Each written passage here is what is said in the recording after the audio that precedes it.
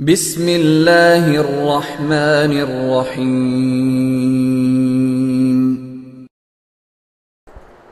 अल्हम्दुलिल्लाहि वहदहु ला शरीका लहु वस्सलातु वस्सलामु अला मन ला नबिय्य बअदा।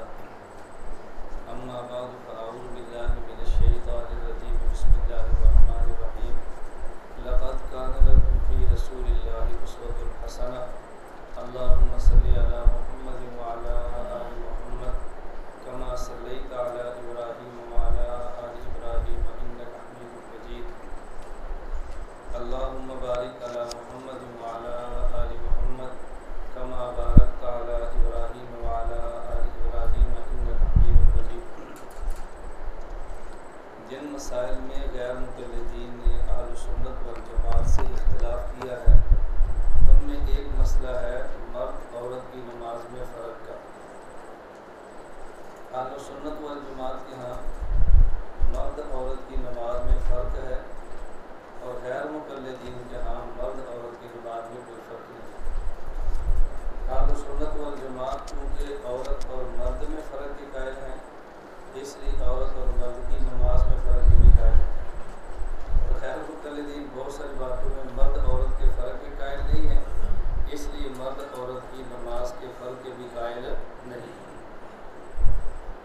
एक बात शुरू में से नशीन फरमा लें, हमारा ये ज़बानी और खाली खौली दावा नहीं है, इस पर हमारे दलाइल मौजूद हैं और कुतुब में तहरीर है। आप हज़रात के पास मेरी किताब नज़रों से गुजरी होगी, फ़िरक़ा अहले हदीस पाक व हिंद का तहक़ीक़ी जायज़ा। हमने उसमें मुस्तकिल एक बाब इस उन्वान पर कायम किया है कि अहले हदीस का नाम अंग्रेज़ ने इनको अलाट किया था और ये फ़िरक़ा बर्रे सग़ीर में अंग्रेज़ की आमद के बाद पैदा हुआ है। अंग्रेज़ की बर्रे सग़ीर में आमद से कबल फ़िरक़ा अहले हदीस नाम की मस्जिद और मदरसा और आदमी तो कुजा आपको कब्र भी कोई नहीं मिलेगी। ये अंग्रेज़ की आमद के बाद की बातें हैं सारी। और अल्हम्दुलिल्लाह अभी तक इस किताब का गैर मुक़ल्लिदीन की तरफ से कोई मज़बूत जवाब नहीं आया। एक दो एतराज़ सिर्फ किए थे, इनके मुहक्किक ज़ुबैर अली ज़ई ने अपने महाना रिसाला अल हदीस में। हमने बिहम्दिल्लाह ताला ऐसा दर्दान शिकन जवाब दिया है कि दोबारा उनको उन एतराज़ात को दोहराने की तौफ़ीक़ नहीं हुई और इंशाअल्लाह होगी भी नहीं। और अगर इस किताब का जवाब आया, अल्लाह ने हमारी ज़िंदगी में आफ़ियत रखी, तो हम इसका जवाब देकर दुनिया से जाएंगे इंशाअल्लाह।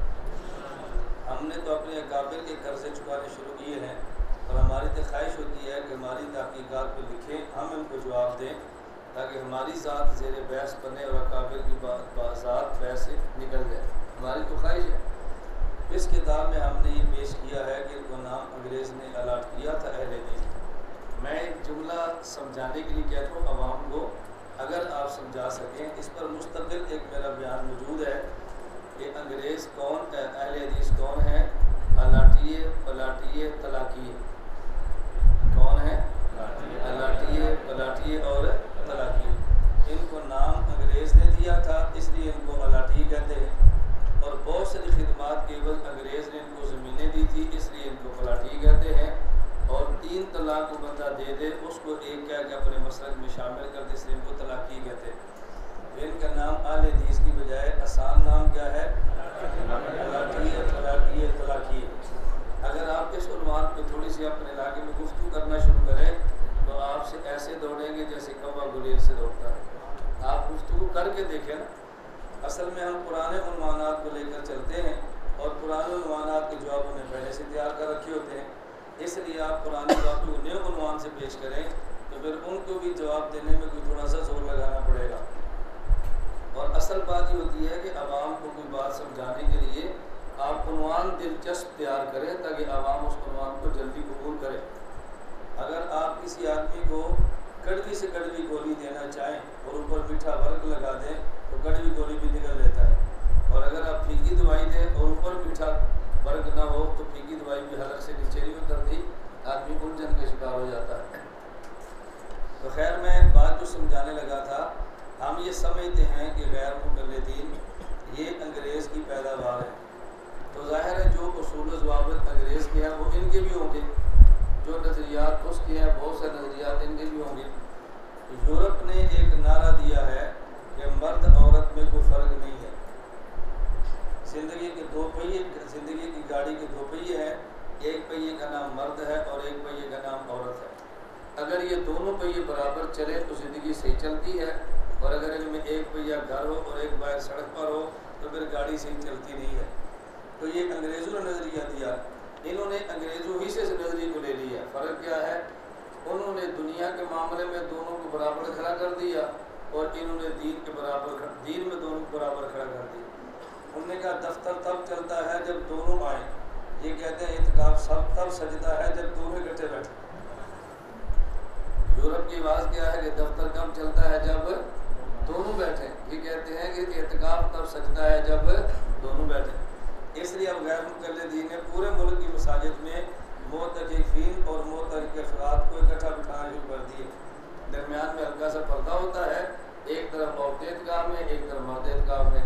अब ज़ाहिर है उनने इस्तिंजा तो उन्हीं बैतुल ख़ला में करना है जहाँ मर्द करते हैं, और वज़ू उन्हीं टूटियों पर करना है जहाँ पे मर्द करते हैं। अगर पहले औरतें इस्तिंजा और वज़ू करके चली जाएँ और वहीं पर मर्द आएँ तो कुछ इंसान के अंदर हलचल मच जाती है ना। अगर इंसान हो, अगर मर्दानगी ख़त्म हो जाए तो फिर तो हलचल मचने के सवाल ही पैदा नहीं होता। कहते एक खान साहब थे और एक पंजाबी था, दोनों की आपस में गुफ्तगू चल पड़ी। तो पंजाबी ने अपने पीर साहब का जिक्र किया, उसने कहा हमारे पीर साहब बहुत बड़े आदमी हैं और बहुत पहुँचे हुए हैं। खान साहब ने कहा वो कैसे? उसने कहा हमारे पीर साहब इतने पहुँचे हुए हैं कि बंद कमरे में उनके साथ अगर लड़की भी बैठ जाए ना तो हमारे पीर साहब को एहसास ही नहीं होता कि साथ लड़की बैठी है। खान साहब ने कहा अच्छा इसको तुम पीर कहता है, हम तो इसको गुस्सा कहते हैं।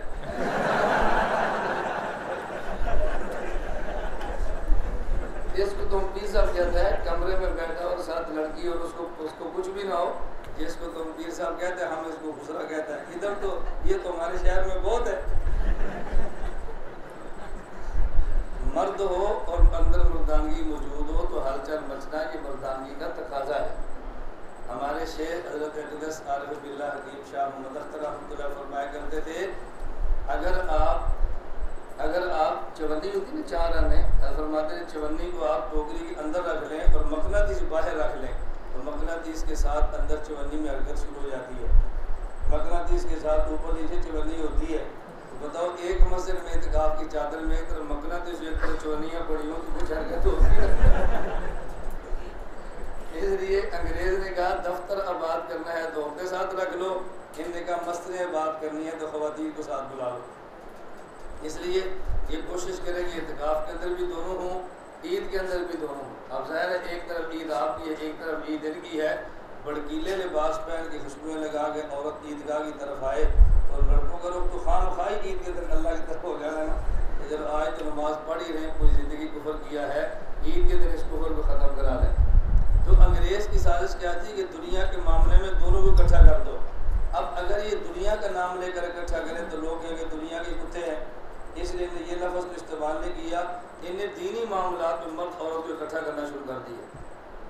हो सके तो जनाजे में ले आओ, हो सके तो ईद में ले आओ, और हो सके तो इनको एतकाफ के अंदर लाओ।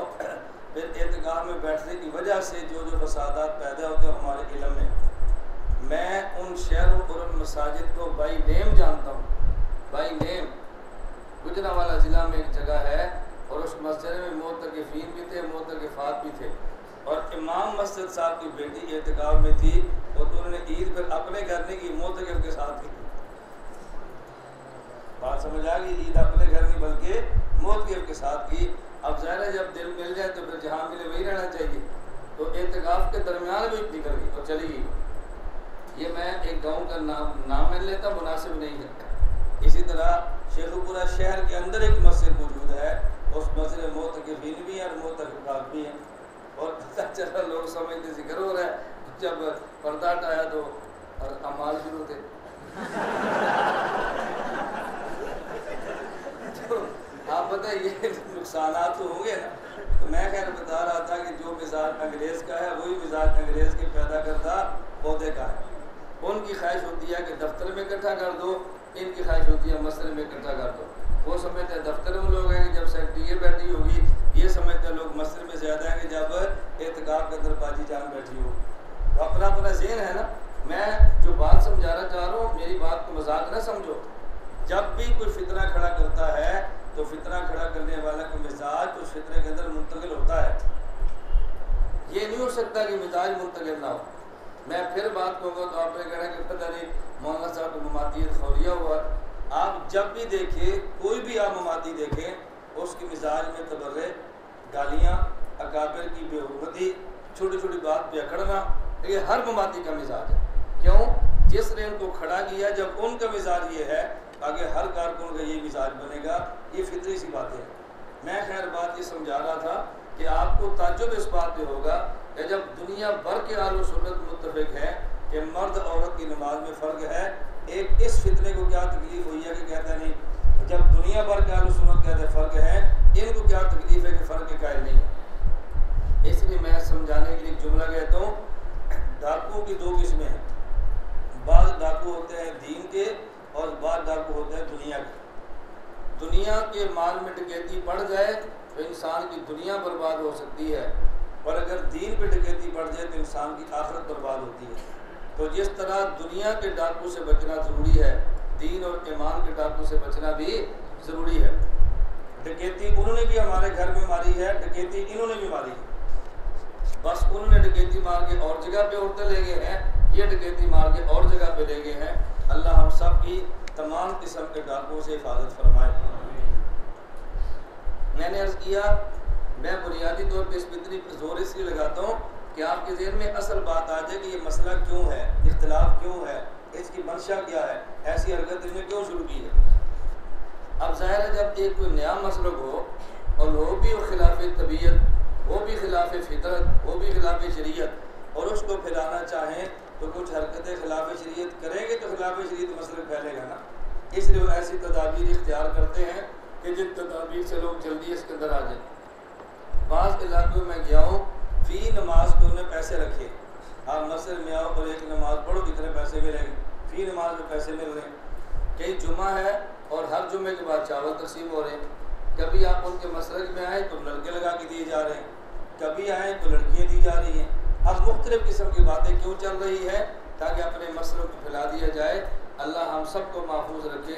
रसूलुल्लाह सल्लल्लाहु अलैहि वसल्लम ने खुद इरशाद फरमाया कि मैं अपने जाने के बाद अपनी उम्मत में सबसे बड़ा फितना जो मर्द के लिए नुकसानदेह है, ये औरत को महसूस कर रहा हूँ।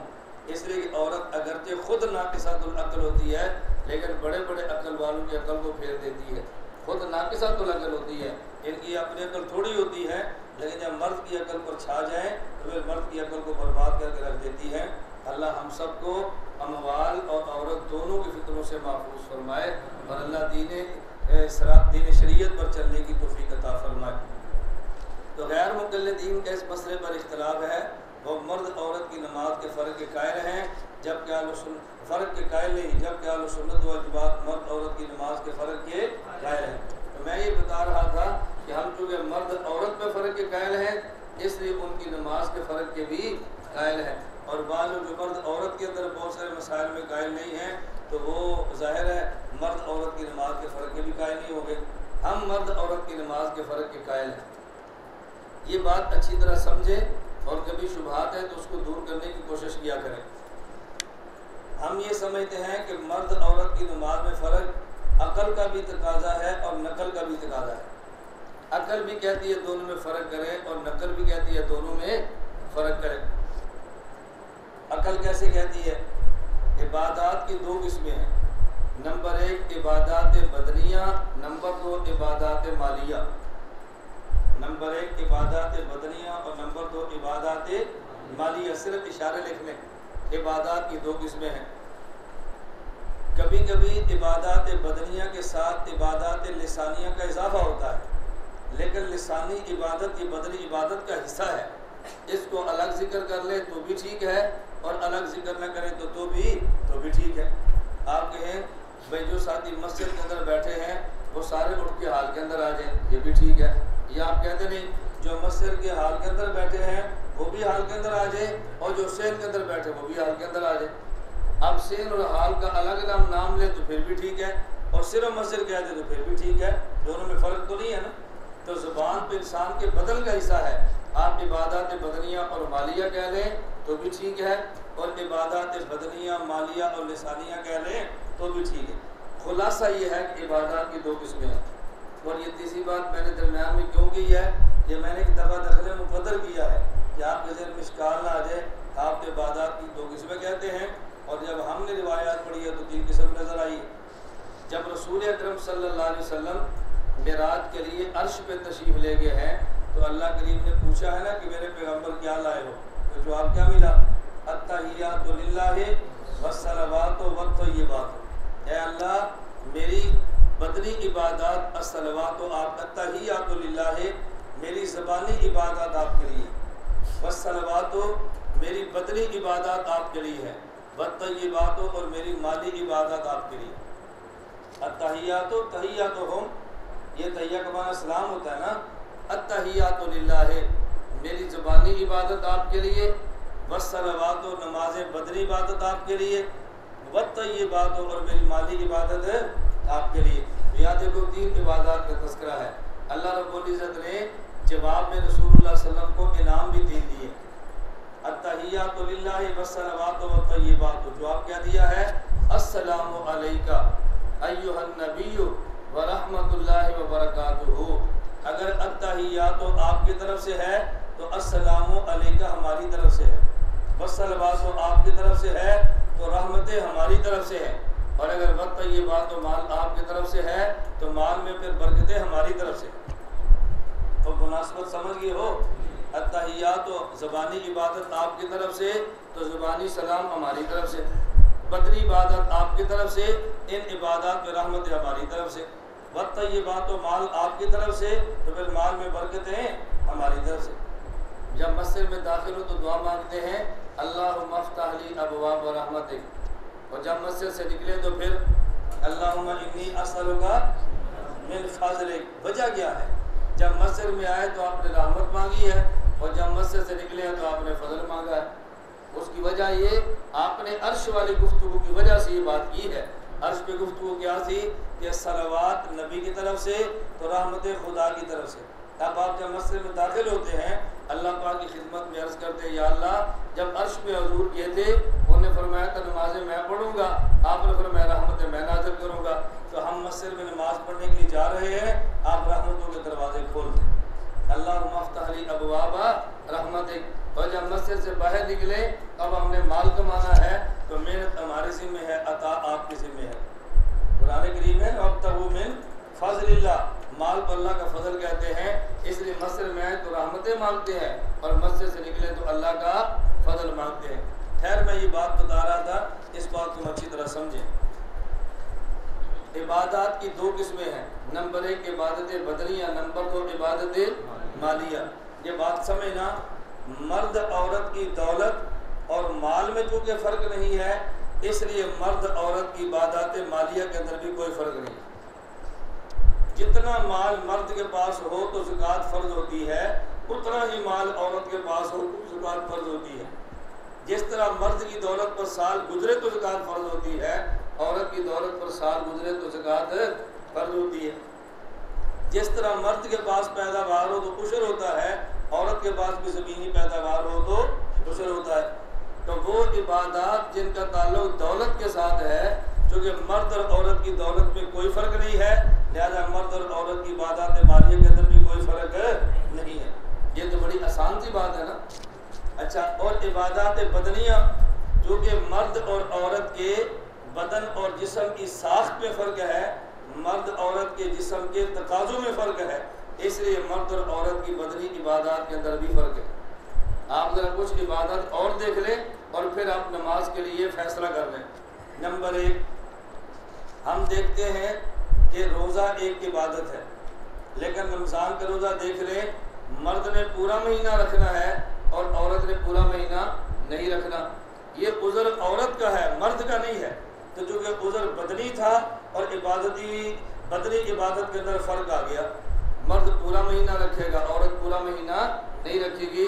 ये उज़र माली नहीं है बल्कि उज़र बदनी है। नंबर दो, आप हज को देख लें, जब हज के लिए बैतुल्लाह जाने का इरादा फरमाएं तो जिस कदर माल औरत के पास मर्द के पास हो उसी कदर औरत के पास माल हो तो हज फर्ज होता है।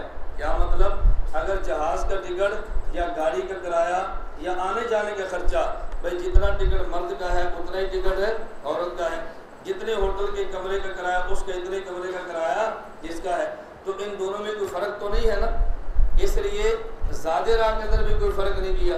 बात अच्छी तरह समझना। नंबर 2, मर्द और औरत में थोड़ा सा फ़र्क क्या है? मर्द और औरत में थोड़ा सा फ़र्क क्या है? मर्द के ज़िम्मे हज फ़र्ज हो जाता है अपनी ज़ात के लिए, और औरत के ज़िम्मे हज फ़र्ज होगा जब उसके साथ खामिद हो या महरम हो। ये खामिद या महरम की जो शर्त है, ये औरत के पैसों की वजह से या औरत के जिस्म की वजह से? मालूम हुआ औरत के जिस्म की हिफाजत ज़रूरी होती है और मर्द के जिस्म का ऐसा कोई खर्चा नहीं जिसकी हिफाजत की शर्त लगा दी है। अब देखो, बदन की वजह से शर्त बढ़ गई है और यह शर्त कम हो गई है। जब आपने हज का इरादा फरमा लिया, उसके बाद आपने तलबिया पढ़ना है, और जब एहराम होगा तो एहराम के लिए भी मर्द की चादरें अनसरी होंगी और औरत उसी कपड़े के अंदर होगी जो आम हालात में पहनती है। अब मर्द के लिए अनसिला कपड़ा और औरत के लिए सिला हुआ कपड़ा, ये दो एहराम के कपड़ों में फ़र्क क्यों आया है? जिस्म की वजह से या माल की वजह से? जिस्म की वजह से। और जब तलबिया कहेंगे तो मर्द ऊंची आवाज़ से कहेगा लब्बैक अल्लाहुम्मा लब्बैक ला शरीका लक लब्बैक इन्नल हम्दा वन निअमत लक वल मुल्क ला शरीका लक, ऊंची आवाज़ से, और औरत आहिस्ता। इसकी वजह औरत की आवाज़ जो बदन से निकलती है उसके सतर का मसला है या औरत की दौलत के सतर का मसला है? अच्छा, जब वहाँ पहुँचे, वहाँ जाने के बाद तवाफ़ करेंगे। अब मर्द ने पहले जो तवाफ़ होंगे 3 या 4, पहले 3 में मर्द रमल करता है और औरत रमल। इसका मतलब क्या है कि मर्द जब तवाफ़ करेगा तो ये पकड़ करके चलेगा, जैसे पहलवान चलते हैं हल्का सा करके चलेगा। ये मर्द ने चलना है या औरत ने? अब मर्द ऐसे करेगा, औरत नहीं करेगी। अब बताओ, इसकी वजह बदन है या माल है? और इसकी इल्लत आपके ज़हन में है। जब रसूलुल्लाह सल्लल्लाहु अलैहि वसल्लम मदीना मुनव्वरा से मक्का मुकर्रमा तशरीफ लाए, अल्लाह के नबी ने फरमाया कि कुरैश मक्का समझते हैं इनको मदीने के बुखार ने कमज़ोर कर दिया है, ज़रा अकड़ के चलो, हमारे दुश्मन को पता चले कि हम कमज़ोर नहीं हैं। इससे क्या साबित हुआ कि जब मद्दे मुकाबिल दुश्मन हो फिर अकड़ के चलना भी जायज़ है, अकड़ के बोलना भी जायज़ है। अब बात समझ आ गई है? तबलीग वालों का बयान मुतक़िदीन के मजमे में होता है और हमारी गुफ्तगू मुखालिफिन के सामने होती है। वो तवाज़ो करें तो उसूल का तकाज़ा है और हम अकड़ जाएं तो उसूल का तकाज़ा है। उन्हें तवाज़ो ज़ेब देती है और हमें थोड़ा सा आँख निकालना ज़ेब देता है। ये बात सही है ना? अब अगर 6 नंबर बयान तबलीग वाला गर्म हो जाए, उसने उसूल को छोड़ दिया है, और हमारा सामने शिकार बैठो हम नरम हो जाए तो हमने भी उसूल को छोड़ दिया है। अपने उसूलों के अंदर रहकर बात करनी चाहिए ना। मैं एक सफ़र में गया, तो मेरे तालिब इल्म के साथी था मानसेरा में इकट्ठे हो गए, मरकज़ में मिले, मरकज़ के बाहर बैठे थे। किसी मसले पर हमारी बहस हो गई जैसे तालिब इल्मों की आपस में होती है। अब ज़ाहिर एक तालिब इल्म तबलीग के अंदर हो, दूसरा जिहाद के अंदर हो, तो अड़पस चलती है ना इनकी। अब बहस हमारी भी चल पड़ी। तो मैंने जब बात शुरू करने लगे तो मैंने उसे पूछा, आप ये बताएं कि बहस उस बात उसूलों से करनी है बगैर उसूलों की? उस साल में चल रहा था, मुझे उसने कहा जी उसूलों से। मैंने कहा पक्का है ना? फिर सोच रहे बात उसूल से करनी है या उसूलों के बगैर? उसने कहा जी उसूलों से करनी है। मैंने कहा फिर तबलीग वालों का उसूल ये है कि बहस नहीं करनी, हमारा उसूल है कि बहस ज़रूर करनी है। अब उसूल का तकाज़ा है कि तू सुनता जा और मैं बोलता जाऊँ। अगर तूने आगे से जवाब देना शुरू किया तेरा उसूल टूट जाना है, और अगर मैं चुप रह गया तो मेरा उसूल टूट जाना है। इसलिए तूने नहीं बोलना, तेरे उसूलों का तकाज़ा है, और मैं बोलता रहूँ मेरे उसूलों का तकाज़ा है। वो फंस गया। मैंने कहा बात शुरू करें, कहते जी रहने दो। हमारा कोई मुनाजरा नहीं था, जैसे तालिब इल्मों की बेतकल्फाना गुफ्तगू होती है ना, ऐसे किसी मसले पे हम चल पड़े। तो मैंने कहा भी तो साल पूरा कर ले, उसके बाद अपना शौक़ पूरा करना। साल के दौरान इस शौक़ को कंट्रोल रख, इसलिए कि आप जमात के काम में लगे। तो आदमी को अपने अपने सूरों पर चलना चाहिए ना। मैं इसलिए कह रहा हूँ, अगर कोई तबलीग वाला कभी गर्म हो जाए 6 नंबरों में, आपको ताज्जुब होना चाहिए कि नहीं? बताओ ना। और अगर हम कभी नरम हो जाए तो फिर आपको भी ताज्जुब होना चाहिए। अजीब बात यह है, हम उनकी नरमी पर ताज्जुब नहीं करते, लोग हमारी गर्मी पर ताज्जुब करते हैं। भाई एक काम का तकाज़ा गर्मी है और एक काम का तकाज़ा गर्मी है। अब ये हमारा इलाका या जून में गर्मी होती है, अब यहाँ पे ठंड हो तो आपको ताज्जुब होना चाहिए ना। बताओ। और अगर आप वहाँ मरी में चले जाए और वहाँ गर्मी हो तो फिर ताज्जुब होना चाहिए। तो ठंड की जगह पे गर्मी हो तो ताज्जुब है, और गर्म जगह पे तो ठंड हो तो ताजुब है। और हमारे लोग बड़े अजीब हैं, हमारे ऊपर ताजुब करते हैं, मौलाना साहब बड़ी तदलील कर दे। मैं क्या भाई, मोतक़दीन के मजे में बात करना और होता है और जब मद्दे मुकाबले खड़ा हो तो फिर बात करना और होता है। अल्लाह पाक ने सहाबा की सिफ़तें बयान फरमाई हैं, वल्लज़ीना माहू अशिद्दाउ अलल कुफ़ार रुहमाउ बैनहुम। ये तो नहीं फरमाया अशिद्दाउ अलल मुमिनीन रुहमाउ बैनल कुफ़ार, ये फरमाया। क्या फरमाया? अशिद्दाउ अलल कुफ़ार रुहमाउ बैनहुम। मालूम हुआ कि जब काफिर आए तो फिर शिद्दत है और जब मोमिन आए तो फिर रहमत। तो बात समझ आ रही है? अब ये सूर के मुताबिक या सूर के खिलाफ है? सूर के मुताबिक। हम बात तो सूर के मुताबिक करते हैं, आप रगड़ा लगाते हैं और आप उसूल तोड़ देते हैं, हम फिर भी सब्र करते हैं। आप बताएं मोतदिल आप हैं या हम हैं? जी, फिर पठानों की तरह समझदार भी हैं, मोतदाल छोड़ भी देते हैं और खुद मोतदिल कहते भी रहते हैं। हम एतदाल पर चलते भी रहते हैं और तर्क एतदाल के ताने भी सुनते रहते हैं। असल ताने सुनकर अपने काम को जारी रखना ये कमाल होता है। अल्लाह आप सबको बाकमाल बनाए। हम तो आप कह रहे हैं अल्लाह आप सबको बाकमाल बनाए और आपकी बरकत से अल्लाह हमें भी कुछ कमाल अता फरमा दे। जन्मिया वाली मेरा बयान था, तमाम बयान के लिए गया ख़त्म बुखारी इफ्तिताई बुखारी था, मुझे याद नहीं जी, बुखारी शरीफ की तकरीब की इफ्तिताई इख्तितामी। और मुझे मेज़बान फरमाने लगे यहाँ 70% मजमा उनका है, तो आज आप थोड़ा सा ख्याल करना। मैंने कहा इसका मतलब ये है कि मसला ही वो बयान करें जो 70% का है, ताकि उनको मसला समझ आए। कहते नहीं नहीं मेरा मतलब ये नहीं है। मैंने कहा मैं आपको मतलब समझ गया हूँ, मैं तो वैसे कह रहा हूँ जब 70% की बात समझानी चाहिए ना। बोले कहते नहीं हमारा मतलब है कि आप इस तरह थोड़ी सी रियायत फरमाएँ, हमने आइंदा आपको फिर बुलाना है। मैंने कहा चले। मैंने तकरीबन 40 मिनट तक उस हदीस मुबारक पर गुफ्तगू की जो सही बुखारी के हदीस पे बात करनी थी। जब मैंने समझा कि जो इनका मसला वो तो मैंने छेड़ा नहीं है, इसलिए बड़े खुश नज़र आ रहे हैं, तो मैंने उनकी खुशियाँ देख कर कहा कि बात समझ आ गई है? कहते हैं समझ आ गई है। मैंने कहा अल्लाह आप सबको मदीना दिखाए। कहते हैं आमीन। मैंने कहा आपकी बरकत से खुदा मुझे भी दिखाए। कहते हैं आमीन। मैंने कहा कुछ शर्म करो। जब बहुत खुश हुए ना, मैंने कहा कुछ शर्म करो। अब उनको बहुत ताज्जुब हुआ, हम इसके लिए दुआएं मांगते हैं, अभी कहते हैं शर्म करो। मैंने उनसे कहा, मैंने आपसे कहा अल्लाह आपको मदीना मुनव्वरा दिखाए, आपने कहा आमीन। मैंने कहा आपकी बरकत से अल्लाह मुझे दिखाए, आपने कहा आमीन। अगर अभी मैं कह दूँ ना अल्लाह हुजूर की बरकत से मदीना दिखाए, आपने कहना शिरक है, ये मुशरक है। बात समझ ले, बड़ा मुशरक उतरे से नहीं, रात पर शेर नहीं पढ़ते, रात पर पेश पढ़ते मुशरक, ताकि पता चले ये बड़ा मुशरक। मैंने कहा भी आपने मुशरक है। बात समझ आई? मैंने से कुछ हया करो, तुम्हारे बरकत से मदीना देख ले तो जायज़ है और हुजूर की बरकत से दुआ मांग ले तो शिरक है।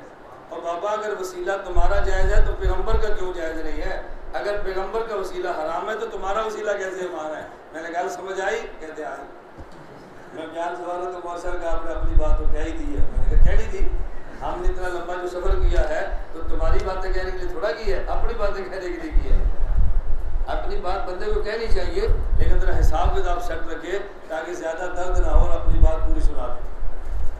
मैं खैर समझा ये रहा था कि रसूलुल्लाह सल्लल्लाहु अलैहि वसल्लम मदीना मुनव्वरा से मकाम करमा गए ना, तो आपने फरमाया ज़रा सीना तान के चलो, इनको पता चले कि मदीने के बुखार ने हमें इतना लागत नहीं किया कि तुम्हारा मुकाबला नहीं कर सकते।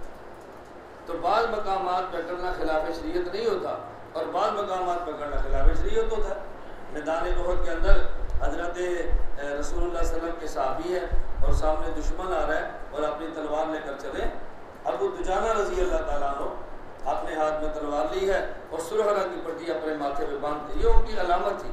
जब अबू दुजाना सुरह रंग की पट्टी खींचे ना और अपने माथे पर बांध रहे, अब सब इस बात की अलामत है कि अब शेर ने गरज रहा है। अब इस शेर ने निकलना मैदान में, तलवार हाथ में ली, माठी सुरह पर पट्टी बांधी और निकले मैदान में। अब अकड़ भी रहे हैं, तलवार लहरा भी रहे हैं और साथ फरमाते अनल्लज़ी याहदनी खलीली, ये साथ शेर पढ़ने शुरू किए। अब ये शेर पढ़ रहे हैं और आगे बढ़ रहे हैं। तो किसी ने कहा या रसूल अल्लाह ये तो तकब्बुर कर रहा है। फरमाया ना, इसको ना कहो, इस मैदान का तकब्बुर तो अल्लाह इसको अजर अता फरमाते हैं। रसूलुल्लाह सल्लल्लाहु अलैहि वसल्लम जब मक्का से ताइफ में गए हैं, आपने पढ़ा ना वाक़या, ऐसे पाँव उखड़े, ऐसे अचानक हमला हुआ कि सहाबा के पाँव उखड़ गए और रसूलुल्लाह सल्लल्लाहु अलैहि वसल्लम मुसलसल आगे बढ़ रहे हैं और अपनी ज़ुबान से क्या फरमाते, अनन नबिय्यु ला कज़िब अना इब्नु अब्दुल मुत्तलिब, मुझे जानते हो मैं किसका बेटा हूँ? बताओ अब ये अकड़ना है या तवाज़ु है? रसूल सल्लल्लाहु अलैहि वसल्लम ये फरमा रहे अनन नबिय्यु ला कज़िब, मैं सच्चा नबी हूँ और मेरे बाप को जानते हो मैं किसका बेटा हूँ। अनन नबी अल्लाह का अनबन अब्दुल मुत्तलिब हजूर पढ़ रहे हैं और साथ जा रहे हैं। हजरत सलमा बिन अकवा रजी अल्लाह ताला अन्हु मदीना मुनव्वरा में लोग आए और ऊँट चुराया और दौड़ गए। हजूर पाक सल्लल्लाहु अलैहि वसल्लम पता चला, फरमाया सलमा पकड़ो। हजरत सलमा बिन अकवा रजी अल्लाह रफ्तार इतनी तेज थी कि जब ये दौड़ते थे तो दौड़ते हुए घोड़े को क्रॉस कर जाते थे, इतनी तेज रफ्तार थी। जब दुश्मन उनके सामान लेकर निकला ना, अब सलमा दौड़ भी रहे हैं और साथ कह रहे हैं अना सलमा बिन अकवा अल यौम यौम रुज़ा, अना सलमा बिन अकवा अल यौम यौम रुज़ा। आज पता चलेगा माँ का दूध किसने पिया है, लड़ाओ घोड़े में आ रहा हूँ। अब बताओ ये अकड़ है, तकब्बुर है, ये हराम है। हमें आप कैसे कहते हराम है? हम थोड़ी सी तकरीर बाजू चढ़ा ले और मौलवी साहब खिलाफ शरीयत तकरीर ना करो। बाबा पूरी शरीयत समझो ना, आधी शरीयत समझ के हमारे ऊपर फतवे मत ठोको। हज़रत सलमा दौड़ रहे हैं और मैं अना सलमा बिन अकवा अल यौम यौम रुज़ा। आज पता चले कि इसने माँ का दूध पिया, दौड़ाओ घोड़े। हज़रत सलमा ने दौड़ते हुए घोड़ों को पकड़ लिया और हजूर की खिदमत में ला के रोक दिया। हजूर ये दुश्मन है, करो उनके साथ आपने जो करना है। आपने पैसरी बातें कह दो कि आदमी का मिजाज ठीक होना चाहिए। कभी अपने मिजाज में फिसाद होता है और शरीयत पूरी का पता नहीं होता और चढ़ाई हम शरीयत पे काम करने वालों पे कर देते हैं। ग़ज़वा खैबर के मौके पे नबी करीम सल्लल्लाहु अलैहि वसल्लम, सही बुखारी में है वाक़या, अल्लाह के नबी सल्लल्लाहु अलैहि वसल्लम ग़ज़वा खैबर के लिए जब खैबर तरफ बढ़ रहे थे ना, तो हज़रत रसूलुल्लाह की खिदमत में एक सहाबी थे, उन्होंने बड़े ऊँची आवाज़ से फरमाया वल्लाहि लौला अंता महतदीना वला तसद्दकना वला सल्लैना व नहनु मिन फज़लिका मस्तग़नीना आयत सकीनतन अलैना वसब्बित अक़दाम इल्ला क़ीना। ये शेर पढ़ रहे और बढ़ रहे थे। रसूलुल्लाह से ने पूछा ये कौन है? उन्होंने कहा या रसूलुल्लाह ये आमिर है। हज़रत फरमाया कि आमिर के लिए खुदा ने जन्नत वाजिब कर दी। हज़रत उमर ने कहा या रसूलल्लाह लअल्लका मत्ताअना बिही, हज़ूर कुछ अर्सा में और इनसे फ़ायदा उठाने देते। रावी कहते हैं जब हज़ूर किसी के बारे में दौराने जंग ये जन्नत की बात कहते, इसका मतलब ये था इस ग़ज़वे में इसने शहीद हो जाना। उधर से मरहब निकला, अपने हाथ में तलवार को लिया और मरहब तो यहूदी पहलवान था, गर्जा और पहलवान भी था, ताकतवर भी था, यहूद का सरदार भी था। अपने हाथ में तलवार ली और गर्ज के कहने लगा कद अलिमत खैबर अन्नी मरहबु शाकी सलाहि बतुल मुजर्रबु इज़ल हुरूब अक़बल तलहबु। खैबर जानता है मेरा नाम मरहब है, मैं बहुत जंगजू हूँ, बड़ा बहादुर हूँ, जंगों में निकलूँ ना शोले भड़का के रख देता हूँ। हज़रत आमिर निकले और मैं कद अलिमत खैबर अन्नी आमिरु शाकी सलाहि बतुल मुगामिरु। अगर खैबर जानता है ना तेरा नाम मरहब है तो खैबर जानता है कि मेरा नाम भी आमिर है। अगर तू बहादुर है तो बुज़दिल मैं भी नहीं हूँ। उधर मरहब आया, इधर आमिर है। हज़रत आमिर ने वार किया और मरहब ने वार को बचा लिया। फिर मरहब ने वार किया, हज़रत आमिर पे लगा, हज़रत आमिर शहीद हो गए। किसी साहबी ने कहा देखो अपनी तलवार से मारा गया है। अल्लाह के नबी ने फरमाया खुदा ने इसको दोहरा अजर दिया है, दोहरा अजर। मुहद्दिसीन फरमाते हैं एक अजर शहीद होने का और एक अजर लोगों की बातें करने का, क्या अपनी तलवार से कत्ल हो गया। हज़रत अली ने हाथ में तलवार को लिया, फिर अली बढ़े, अब फिर मरहब आया, उसी तरह चीखता हुआ कद अलिमत खैबर अन्नी मरहबु शाकी सलाहि बतुल मुजर्रबु इज़ल हुरूब अक़बल तलहबु। हज़रत अली फरमाने लगे अनल्लज़ी सम्मतनी उम्मी हैदरा कली से राबातिन करीहिल मंजरा ऊफ़ीहिम बिस्साइकिल संदरा। अगर तेरी माँ ने नाम मरहब रखा है तो मेरी माँ ने मेरा नाम शेर रखा है।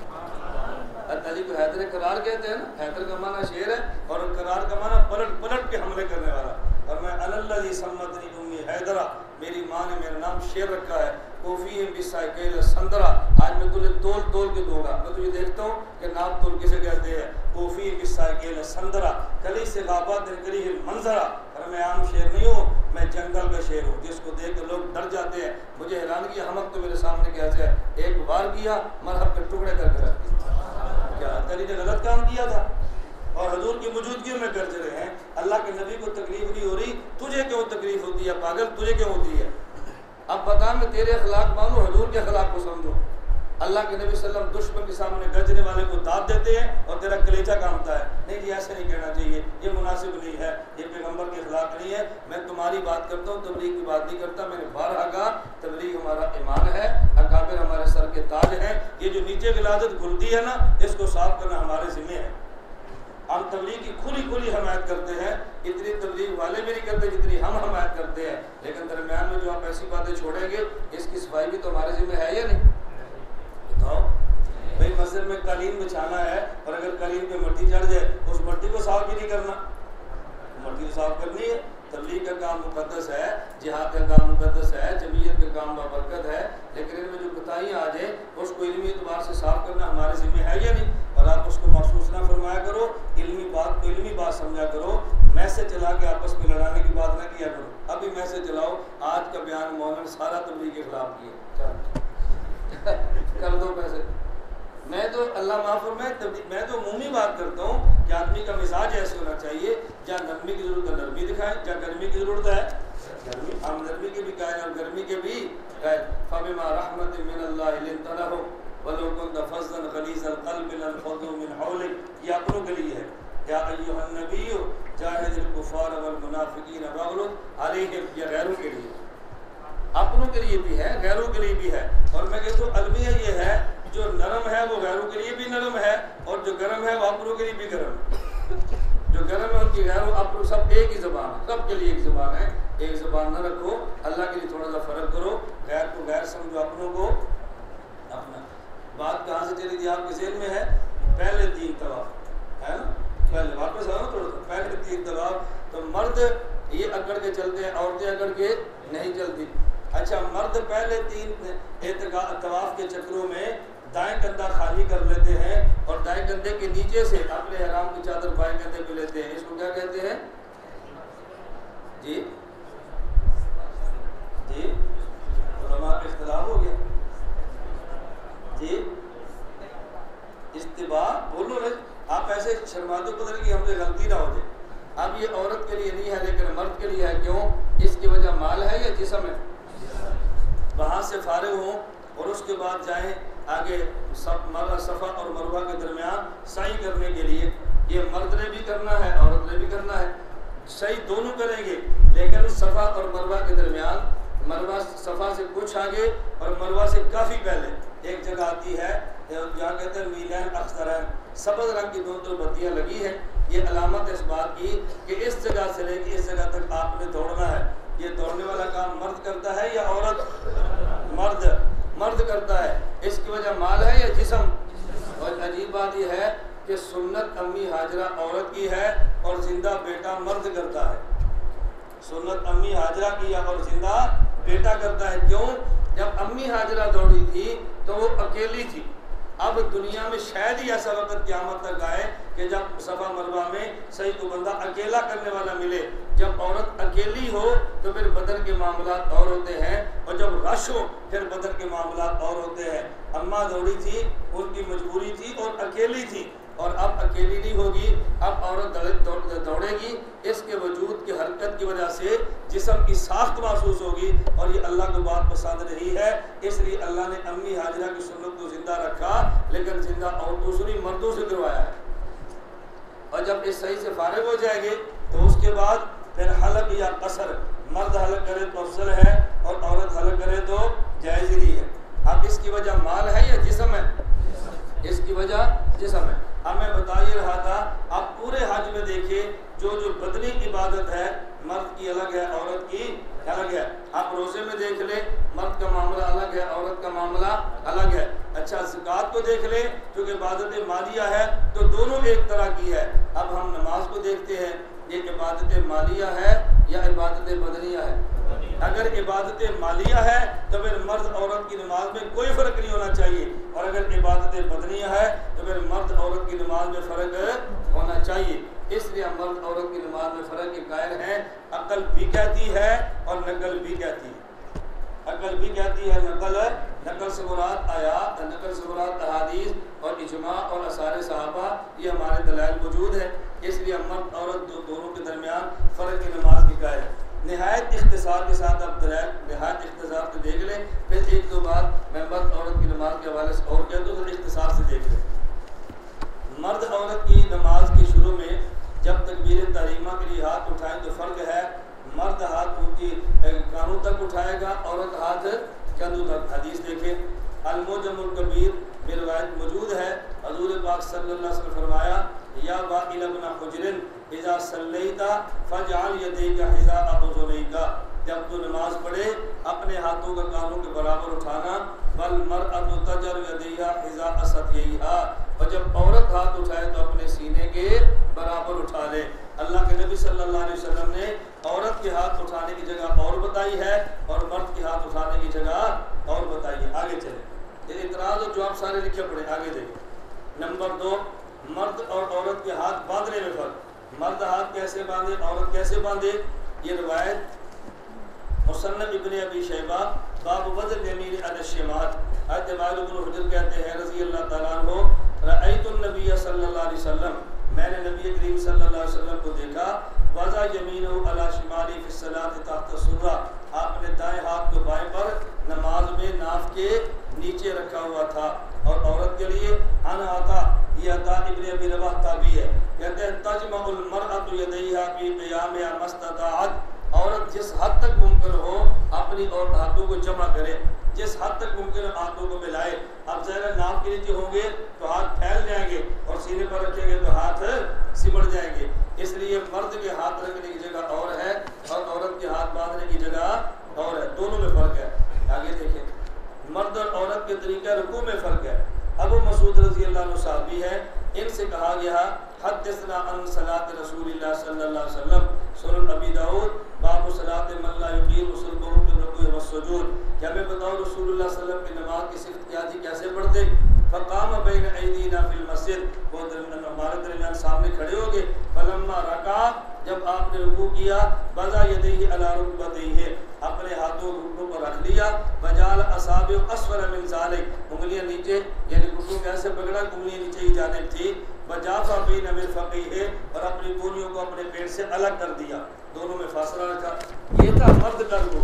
और औरत का रुकू, हज़रत अता बिन अबी रबाह फरमाते हैं, ये नस्बुल उमूर भी मसलत जाफिल मर्अत फिल रुकू व सुजूद, ये देखें, फरमाते हैं तजतमिउल मरअतु इज़ा रकअत तरफ़उ यदैहा इला बतनिहा व तजतमिउ मस्तताअत, आगे सजदे को छोड़ दे, आगे आ रहे हैं। औरत जब रुकू करे तो जिस हद तक मुमकिन हो अपने हाथों को पेट की तरफ उठा ले, यानी मर्द रुकू करे तो हाथ पेट से अलग रखे और जब औरत रुकू करे तो हाथ पेट के साथ रखे। अब देखिए, औरत के रुकू का तरीका अलग है और मर्द के रुकू का तरीका अलग है, दोनों के सजदों में फ़र्क है। सुनन अबी दाऊद बाब सिफ़त सुजूद, हज़रत बरा बिन आज़िब रज़ी अल्लाह अन्हु फरमाते हैं नबी पाक सल्लल्लाहु अलैहि वसल्लम से, फबदा यदैहि वातमद अला रुकबतैहि वरफ़ा अजीज़तु क़ाल हाकज़ा कान रसूलुल्लाह सल्लल्लाहु अलैहि वसल्लम यक़ुद, बरा बिन आज़िब रज़ी जब सजदा किया, हाथों को ज़मीन पर रखा और अपने घुटनों के ऊपर सहारा लिया, यानी घुटने भी टेक दिए और अपने हाथ को भी ज़मीन पर रख दिया और उसके बाद अपने शरीर को ऊंचा कर लिया और फरमाया रसूलुल्लाह सल्लल्लाहु अलैहि वसल्लम इस तरह सजदा किया करते थे। और ये पहली हदीस सुन्ने निसाई के अंदर है, हज़रत मैमूना रज़ी अल्लाह ताला अन्हा रसूलुल्लाह सल्लल्लाहु अलैहि वसल्लम की ज़ौजा उम्मुल मोमिनीन फरमाती है, अन्ना नबी सल्लल्लाहु अलैहि वसल्लम काना इज़ा सजदा जाफा यदैहि, अल्लाह के नबी जब सजदा करते अपने हाथों को पेट से अलग रखते, हत्ता लौ अन्ना बहीमतन अरादत अन तमुर्रा, अगर ये छोटा जानवर, ये बकरी का बच्चा, ये गुजरना चाहता तो नबी पाक सल्लल्लाहु अलैहि वसल्लम के सजदे की हालत में नीचे से गुजर जाता, ये कितना फासला रखते। और जहाँ तक औरत की बात है, अब्दुल्लाह बिन उमर रज़ी अल्लाह अन्हुमा फरमाते हैं रसूलुल्लाह सल्लल्लाहु अलैहि वसल्लम फरमाया, अल कामिल इब्न अदी के अंदर रिवायत मौजूद है, इज़ा जलसतिल मरअतु फी सलाती, जब औरत नमाज के अंदर बैठे, अत्तहियात, नमाज में बैठे, बबसात फखिज़हा अला फखिज़ उखरा, अपने दाएं, अपने एक रान यानी दाएं को बाएं पर रखे, वाइदा सजदत, जब सजदा करे, अलसक़त बतनहा फी फखिज़हा कास्तर मा यकूलु लहा, तो औरत अपने पेट और रान को मिला ले, इसलिए कि इसमें औरत का सतर ज्यादा है। फ़इन्नल्लाह यंज़ुरु इलैहा, जब अल्लाह औरत की सारत में देखते हैं, फरमाते या मलाइकती उशहिदुकुम अन्नी क़द गफ़रतु लहा, मैं तुम्हें गवाह बना करके तुम्हें औरत के सारे गुनाहों को माफ़ कर दिया है। अब औरत का सजदा अलग है और मर्द का सजदा अलग है, दोनों के सजदे में फ़र्क है। और दोनों के तशहुद में देखें, अब्दुल्लाह बिन उमर रज़ी अल्लाह अन्हुमा फरमाते हैं, सही बुखारी बाब सुन्नत जुलूस फिल तशहुद, इन्नमा सुन्नतुस सलाते अन तनसिब रिजलकल युसरा व तुसरियल युसरा, बैठने का तरीका ये है, अपने दाएं पाँव को यूँ खड़ा कर ले और बाएं पाँव को बिछा ले। हज़रत अब्दुल्लाह बिन उमर फरमाते हैं सुन्नत है, और जब सहाबी सुन्नत बनाए फरमाए कि इससे मुराद रसूलुल्लाह सल्लल्लाहु अलैहि वसल्लम की सुन्नत और मरफू हदीस होती है। और औरत के लिए इब्ने उमर रज़ी अल्लाह अन्हुमा फरमाते हैं, अन्ना सुइला कैफ़ कान निसाउ युसल्लीना अला अहदी रसूलिल्लाह, रसूलुल्लाह सल्लल्लाहु अलैहि वसल्लम के दौर में औरतें नमाज कैसे पढ़ती, फरमाते कुन्ना यतरब्बसना, पहले औरतें आलती पालती मार के, देखिए जैसे मैं बैठो आलती पालती मार के यूँ बैठ जाती है और नमाज पढ़ा करती थी। सुम्मा उमिरना अन यहतफिज़ना, फिर उनको हुक्म दिया गया कि यूँ ना बैठे बल्कि दाएं तरफ पाँव निकाल के सलीम के ऊपर बैठ जाया करें, जैसे आज हमारी औरतें मसनून तरीके पर बैठती है। अब औरत का हाथ उठाने का तरीका भी अलग है, औरत के रुकू में जाने का तरीका भी अलग है, औरत के सजदे का तरीका भी अलग है, औरत के तशव्वुद का तरीका भी अलग है। अच्छा ये तो थे हमने छोटे छोटे जो फ़र्क बयान किए, एक फ़र्क सिर्फ सुन ले, फिर मैं उसूली सी बात आपकी खिदमत में पेश कर देता हूँ। मर्द की नमाज मस्जिद में अफजल होती है और औरत की नमाज घर में अफजल है। औरत नमाज कहाँ पढ़े इनमें भी फ़र्क है।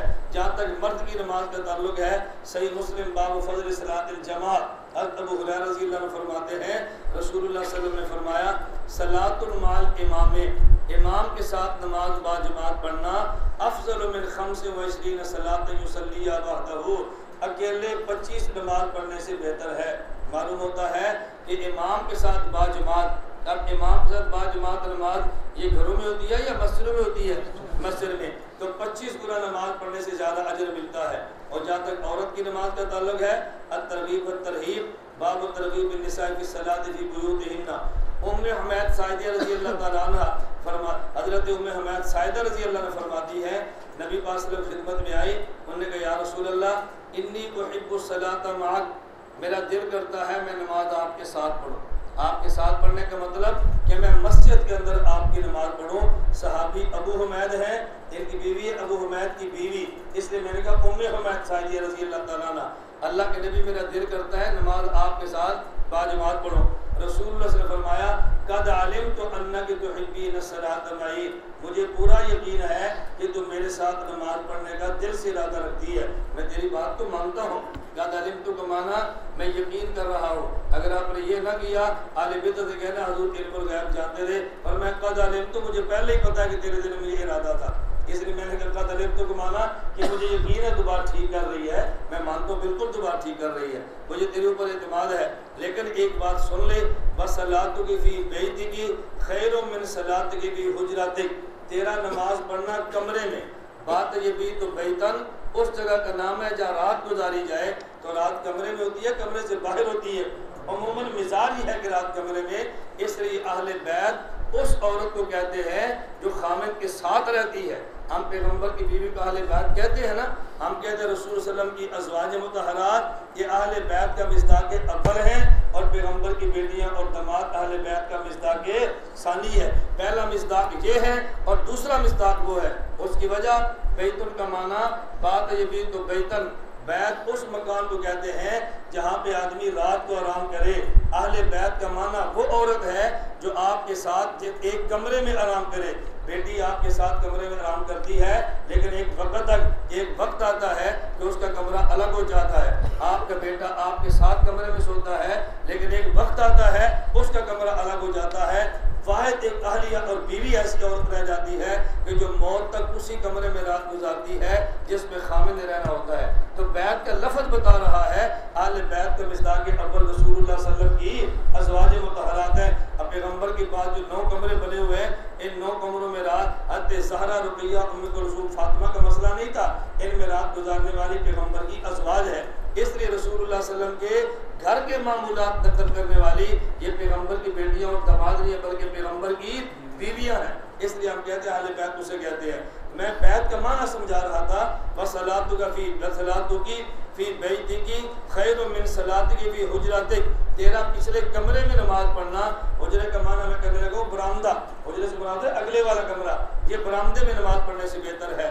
बस सलातुकी फी हुजरतिकी खैरुम मिन सलातिकी फी दारी, और तेरा हुजरे में यानी बरामदे में नमाज पढ़ना ये खुले सेर में नमाज पढ़ने से अफजल है। बस सलातुकी फी दारी की, और तेरा सेर में नमाज पढ़ना खैरुम मिन सलातिकी फी मस्जिद कौमिक, तेरा सेर में नमाज पढ़ना अपने महल्ले की मस्जिद में नमाज पढ़ने से अफजल है। बस सलातुकी फी मस्जिद कौमिक, और अपने महल्ले की मस्जिद में नमाज पढ़ना खैरुम मिन सलातिही फी मस्जिदी, मेरी मस्जिद में नमाज पढ़ने से अफजल है। ये उस वक़्त की बात है जब मस्जिद नबी की इमामत खुद रसूलुल्लाह सल्लल्लाहु अलैहि वसल्लम फरमा रहे थे। गोया अल्लाह के नबी ने अपनी सहाबिया उम्मे हुमैद साइदिया को फरमाया कि तेरा बंद कमरे में नमाज पढ़ना मस्जिद नबी में मेरी इमामत में मेरे पीछे नमाज पढ़ने से भी अफजल है। ये औरत की फितरी बात अल्लाह के नबी ने समझाई है। एक होती है जुज़वी तौर पे फजीलत मिल जाना, इसकी बात बिल्कुल अलग होती है। मैं बात समझाने के लिए कहता हूँ। अब देखो, अगर औरत हज के लिए भी जाए, एक है तवाफ करना, एक है उम्रा करना, इसके अलावा औरत के लिए बेहतर यह है कि नमाज उस कमरे में पढ़े जहाँ पे रहती है। लेकिन अगर जब हरम में नमाज पढ़ेगी तो 1 लाख का अजर मिलेगा ना। अब ये 1 लाख अजर कहाँ मिलता है? आम बंदा ये समझता है 1 लाख अजर तब मिलेगा जब मस्जिद हराम में नमाज पढ़ेगी। हालांकि बहुत सारे मुहद्दिसीन की राय है मस्जिद हराम में नहीं, हरम के अंदर नमाज पढ़ने पर एक नमाज पर 101 लाख अजर मिलता है। अब ये हरम में भी पढ़ ले किसी जगह पे भी तो नमाज पे 1 लाख अजर मिल जाएगा। बाकी रहेगा जमात का। हमने देखना है कि असल जमात है या असल औरत के कमरे में अलग नमाज पढ़ना है। तो जब नबी पाक सल्लल्लाहु अलैहि वसल्लम अलग कमरे की तरगीब देते हैं तो औरत को वहाँ जाकर भी अपनी नमाजें अपने कमरे में पढ़नी चाहिए। हाँ, तवाफ के लिए चली जाए, उम्रे के लिए चली जाए, रसूल सल्लल्लाहु अलैहि वसल्लम के रोज़ा अक़दस पे एक बार सलाम के लिए चली जाए, लेकिन अफसल मामला वही है जो मैंने अर्ज़ कर दिया है। खैर, मैं ये बता रहा था कि इसको बात अच्छी तरह समझ लें। रसूलुल्लाह सल्लल्लाहु अलैहि वसल्लम के इरशादात की रोशनी में मर्द औरत की नमाज में फ़र्क है। अब एक उसूली बात और समझ, ये तो मैंने दरम्यान में जुज़ियात पेश की है ना। मैंने कहा मर्द औरत की नमाज में फ़र्क है, तवज्जो रखना। नंबर 1 अकल का तकाजा भी ये है और नंबर 2 नकल का तकाजा भी है। एक तो नकल के अंदर ये हमने सराहतें पेश की है ना। नंबर 2 नकली उसूल भी देख ले कि बाद मसाइल कुरान और अहादीस में वो हैं जो सराहतन हैं और बाद मसाइल वो हैं कि सराहतन मौजूद नहीं है, उनकी इल्लत अहादीस या आयात में मौजूद है और मसला खुद मौजूद नहीं। और कभी ऐसे होता है कि मसला भी नहीं होता और सामने मौजूद इल्लत भी नहीं होती। कभी इल्लत मौजूद होती है, मुज्तहिद उस इल्लत की बुनियाद पे मसाइल का इस्तेमाल कर लेता है और कभी मुज्तहिद इल्लत भी खुद तलाश करता है और इल्लत से मसाइल का इस्तेमाल भी खुद करता है। कभी 2 काम करता है। देखिए कुरान करीम में है वयसअलूनका अनिल महीज़ कुल हुवा अज़न फ़अ्तज़िलुन निसा। मेरे पैगम्बर आपसे मसला पूछते हैं कि माहवारी की हालत में क्या खामिद औरत के करीब जा सकता है या करीब नहीं जा सकता? आप फरमा दीजिए हुवा अज़न, ये नापाकी और गंदगी के दिन है। फ़अ्तज़िलुन निसा, इस हालत में खामिद अपनी बीवी के करीब न जाए। आप उलमा हैं, यह मसला बड़ी तफसील से जानते हैं। इसका मतलब क्या है? मतलब ये है इन दिनों में खामिद अपनी बीवी से आप बिस्तर भी ना हो और नाफ से लेकर घुटने तक ये बगैर कपड़े के अपनी औरत का हिस्सा देखे भी ना और इसको इस्तेमाल भी ना करे। अब जो मैं मसला समझाने लगा हूँ, आयत में माहवारी का मसला बयान किया है या निफास का मसला बयान किया है? बताओ भाई, हैज़ का मसला है या निफास का? लेकिन जो मसला हैज़ का है वही हुक्म निफास का है। लेकिन ये हुक्म निफास का कुरान में नहीं है। हम कहते हैं कुरान में मौजूद है लेकिन सराहतन नहीं है। क्यों? जब अल्लाह पाक ने फरमाया आपसे पूछते हैं माहवारी के दिन में खामिद बीवी के करीब जा सकता है या नहीं, हुक्म दो फ़अ्तज़िलुन निसा, न जाए। और वजह क्या बयान की हुआ? अज़न, इसलिए कि ये गंदगी के दिन है। तो जिस तरह माहवारी के दिन गंदगी के दिन है, इसी तरह निफास के भी गंदगी के दिन है। अब हम कहेंगे कि हैज़ वाला मसला कुरान करीम में सराहतन मौजूद है और निफास वाला मसला सराहतन नहीं बल्कि तालीलन मौजूद है। किस तरह मौजूद है? तालीलन, यानी मसले की इल्लत मौजूद है, उस इल्लत से मुज्तहिद हुक्म निकाल दिया है। अब मर्द औरत की नमाज का फ़र्क समझे। रसूलुल्लाह सल्लल्लाहु अलैहि वसल्लम ने बात मामलात ऐसे थे कि जहाँ पे अल्लाह के नबी ने सराहत फरमा दी है, औरत हाथ कहाँ बांधे और मर्द हाथ कहाँ, यानी हाथ कहाँ तक उठाए, औरत कहाँ तक उठाए, मर्द सजदा कैसे करे, औरत सजदा कैसे करे। बात तो सराहतन फरमा दिए और बात सराहतन नहीं फरमाए, बल्कि रसूलुल्लाह सल्लल्लाहु अलैहि वसल्लम ने एक साफ तौर पे इल्लत बयान फरमा दी है और उसको देखने के बाद आदमी सारे मसाइल आज खुद हल कर सकता है। वो इल्लत क्या है? नबी पाक सल्लल्लाहु अलैहि वसल्लम ने 2 बातें इरशाद फरमाई है। नंबर 1 मसले पर फरमाया फ़इन्नल मरअता फ़ी ज़ालिका लैसत कर रजुल, फ़इन्नल मरअता फ़ी ज़ालिका लैसत कर रजुल, यजीद बिन हबीब कहते हैं अन्नन नबी सल्लल्लाहु अलैहि वसल्लम अल्लाह के नबी सल्लल्लाहु अलैहि वसल्लम गुजरे दो औरतें नमाज पढ़ रही थी। आपने फरमाया इज़ा सजदतुमा फजुम्मा बाज़ल्लाह मिनल अर्ज़, जब तुम सजदा करो अपने जिस्म को ज़मीन के साथ मिला लेना। क्यों? फ़इन्नल मरअत फ़ी ज़ालिका लैसत कर-रजुल, क्योंकि इस नमाज के बाब में औरत मर्द की तरह नहीं। अल्लाह के नबी ये तो फरमा दिया कि नमाज के बाब में औरत मर्द की तरह नहीं है, और क्यों नहीं है इसकी सराहत अल्लाह के नबी ने नहीं फरमाई, वजह बयान नहीं फरमाई। अब वजह कौन सी है वो दूसरी हदीस मुबारक में आपने पढ़ी है कि जब सजदे की बारी आई अल्लाह के नबी सल्लल्लाहु अलैहि वसल्लम क्या फरमाया, का अस्तर मा यकूनु लहा, क्या फरमाया, का अस्तर मा यकूनु लहा, औरत यूं सिमट के क्यों खड़ी हो, इसलिए कि इसमें औरत का सतर ज्यादा है। मालूम हुआ कि तकबीर तरीमा से लेकर सलाम तक, बल्कि नमाज के लिए खड़े होने से लेकर सलाम तक हर वो मसला जो मर्द और औरत के दरमियान है उसमें देखेंगे कि जिसमें सतर ज़्यादा हो वो मसला औरत का होगा, और जिसमें सतर कम हो वो मसला मर्द का होगा, क्योंकि यह मामला सतर का है। अल्लाह के नबी ने इल्लत क्या बयान फरमाई, सतर। अब देखो हाथ उठाएं, अगर यहाँ तक उठाएं हाथ खुल जाते हैं, यहाँ तक उठाएं तो सिमट जाते हैं, तो सतर इसमें औरत हाथ ज़्यादा ना खोले। अगर औरत हाथ फैलाए इसमें हाथ फैल जाते हैं, और अगर सीने पर रखे तो हाथ सिमट जाते हैं। अब अगर औरत रुकू में जाए और मुकम्मल झुके औरत खुल जाती है, और थोड़ा सा जहाँ तक इसके घुटनों तक हाथ लगे अब औरत के सिमटने की कैफियत मौजूद है। अगर औरत सजदा करे और अपने पेट को खुला रखे, कूनियाँ अलग रखे, इसमें औरत के जिस्म फैल जाता है, और अगर कूनियाँ अपने हाथ और पेट ज़मीन से मिला ले इसमें औरत का सतर ज़्यादा है। तो जिसमें सतर ज़्यादा है इजमाई उम्मत की बुनियाद पे इस बात का ख्याल किया गया कि मर्द औरत की नमाज में फ़र्क कर दिया जाए, क्योंकि सतर का मसला मर्द के लिए नहीं बल्कि सतर का मसला औरत के लिए है। तो मैंने अर्ज़ किया है कि मर्द औरत की नमाज में फ़र्क ये तनसीसन भी मौजूद है और तालीलन भी मौजूद है। बाद मसाइल नस की बुनियाद पे हम फ़र्क करते हैं और बाकी मसाइल में तारीख की बुनियाद पे फ़र्क कर लेते हैं। मैं वो कह रहा था कि एक छोटी सी बात और समझ लें। चले गैर मुक़ल्लिदीन दलीलें तो कई पेश करते हैं, मोटी सी दो दलीलें तो थोड़ा सा खुलासा ज़हन में रख लें। गैर मुक़ल्लिद सबसे पहले आपको दलील पेश करेगा कि जी मर्द औरत की नमाज में फ़र्क है। असल में जिस तरह मैं दलील समझाना चाहता हूँ ना इस तरह फ़ाइल के अंदर दर्ज नहीं है, इसलिए मैं दलील का जवाब समझाने लगा हूँ। उसी तर्ज पे फ़ाइल में दर्ज होता तो मैं आपको ये ना समझाता, मैं दूसरी बात एक अर्ज़ करता। वो दलील क्या है? गैर मुक़ल्लिदीन कहते हैं सही बुखारी बाबुल अज़ान लिल मुसाफिर इज़ा कानू जमाअतन, इसके अंदर मसला मौजूद है। हज़रत मालिक बिन हुवैरिस रज़ी अल्लाह अन्हु फरमाते हैं हम रसूलुल्लाह सल्लल्लाहु अलैहि वसल्लम की खिदमत में आए। पहले पूरी हदीस का मतलब ज़ेहन में रख ले, ये सफ़ा नंबर 6 पर मौजूद है। वनहनु शबाबतुम मुतक़ारिबून, हम जवान थे, हम उम्र थे, नौजवान लड़के थे। फ़ाक़मना इंदो 20 यौमन व लैला, हम रसूलुल्लाह सल्लल्लाहु अलैहि वसल्लम के पास 20 दिन और रातें ठहरे। वकान रसूलुल्लाह सल्लल्लाहु अलैहि वसल्लम रहीमन रफ़ीक़न, अल्लाह के नबी बड़े शफीक भी थे और नरम दिल थे। फलम्मा ज़न्ना अन्ना क़द इश्तहैना अहलना, 20 दिन में गुजर गए, रसूलुल्लाह सल्लल्लाहु अलैहि वसल्लम महसूस फरमाया अब इनको घर जाने की ज़रूरत महसूस हो रही है।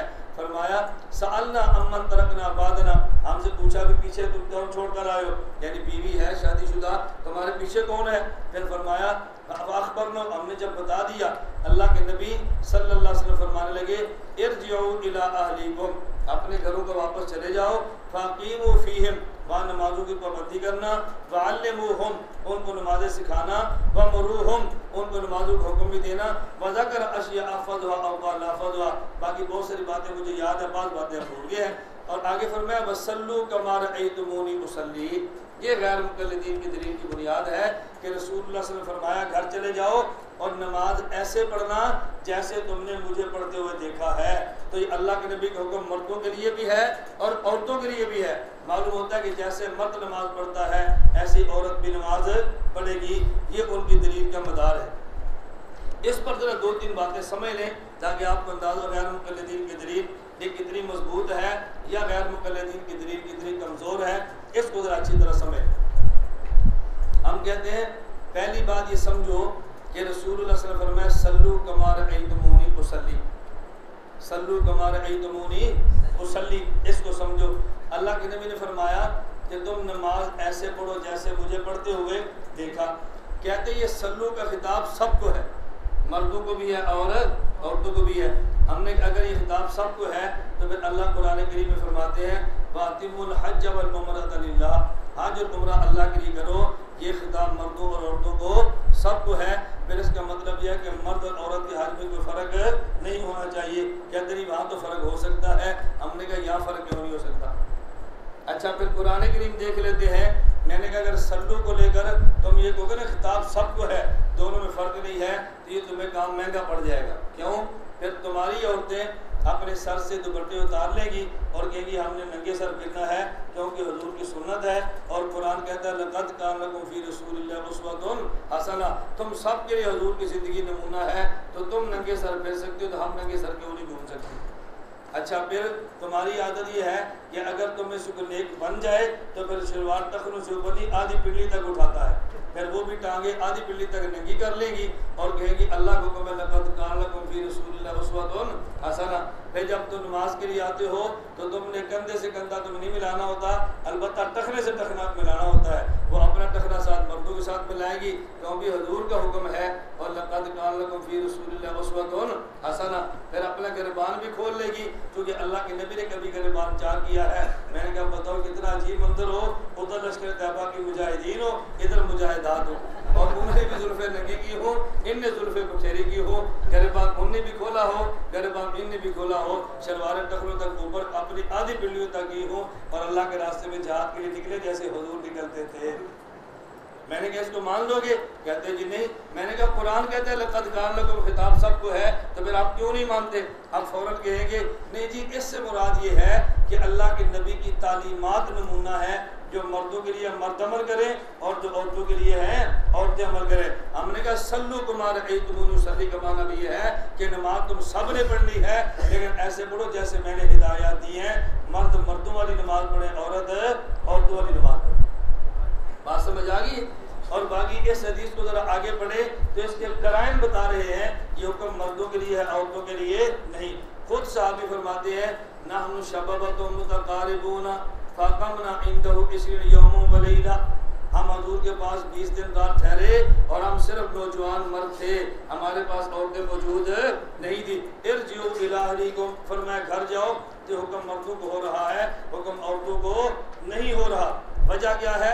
फरमाया फ़इज़ा हज़रत इस्सलातु, जब तुम जाओ ना नमाज के वक्त आ जाए, फ़लयुअज़्ज़िन लकुम अहदकुम, फिर तुम में से कोई एक बंदा अजान भी दे, वलियुम्मकुम अकबरुकुम, तुम में से कोई बंदा इमाम बड़ा इमाम भी बने। पहले अजान देनी है, फिर इमाम खड़ा करना है, फिर पैगंबर वाली नमाज पढ़नी है। अगर पैगंबर वाली नमाज दोनों के लिए एक तरह की है तो फिर पैगंबर वाली इमामत भी दोनों के लिए एक तरह की होनी चाहिए ना। कभी इमाम मुजाहिद साहब बन जाए, कभी मुजाहिदा साहब बन जाए, कभी भाईजान नमाज पढ़ा ले, कभी भाजीजान पढ़ा ले, तो फिर यूँ कर लो।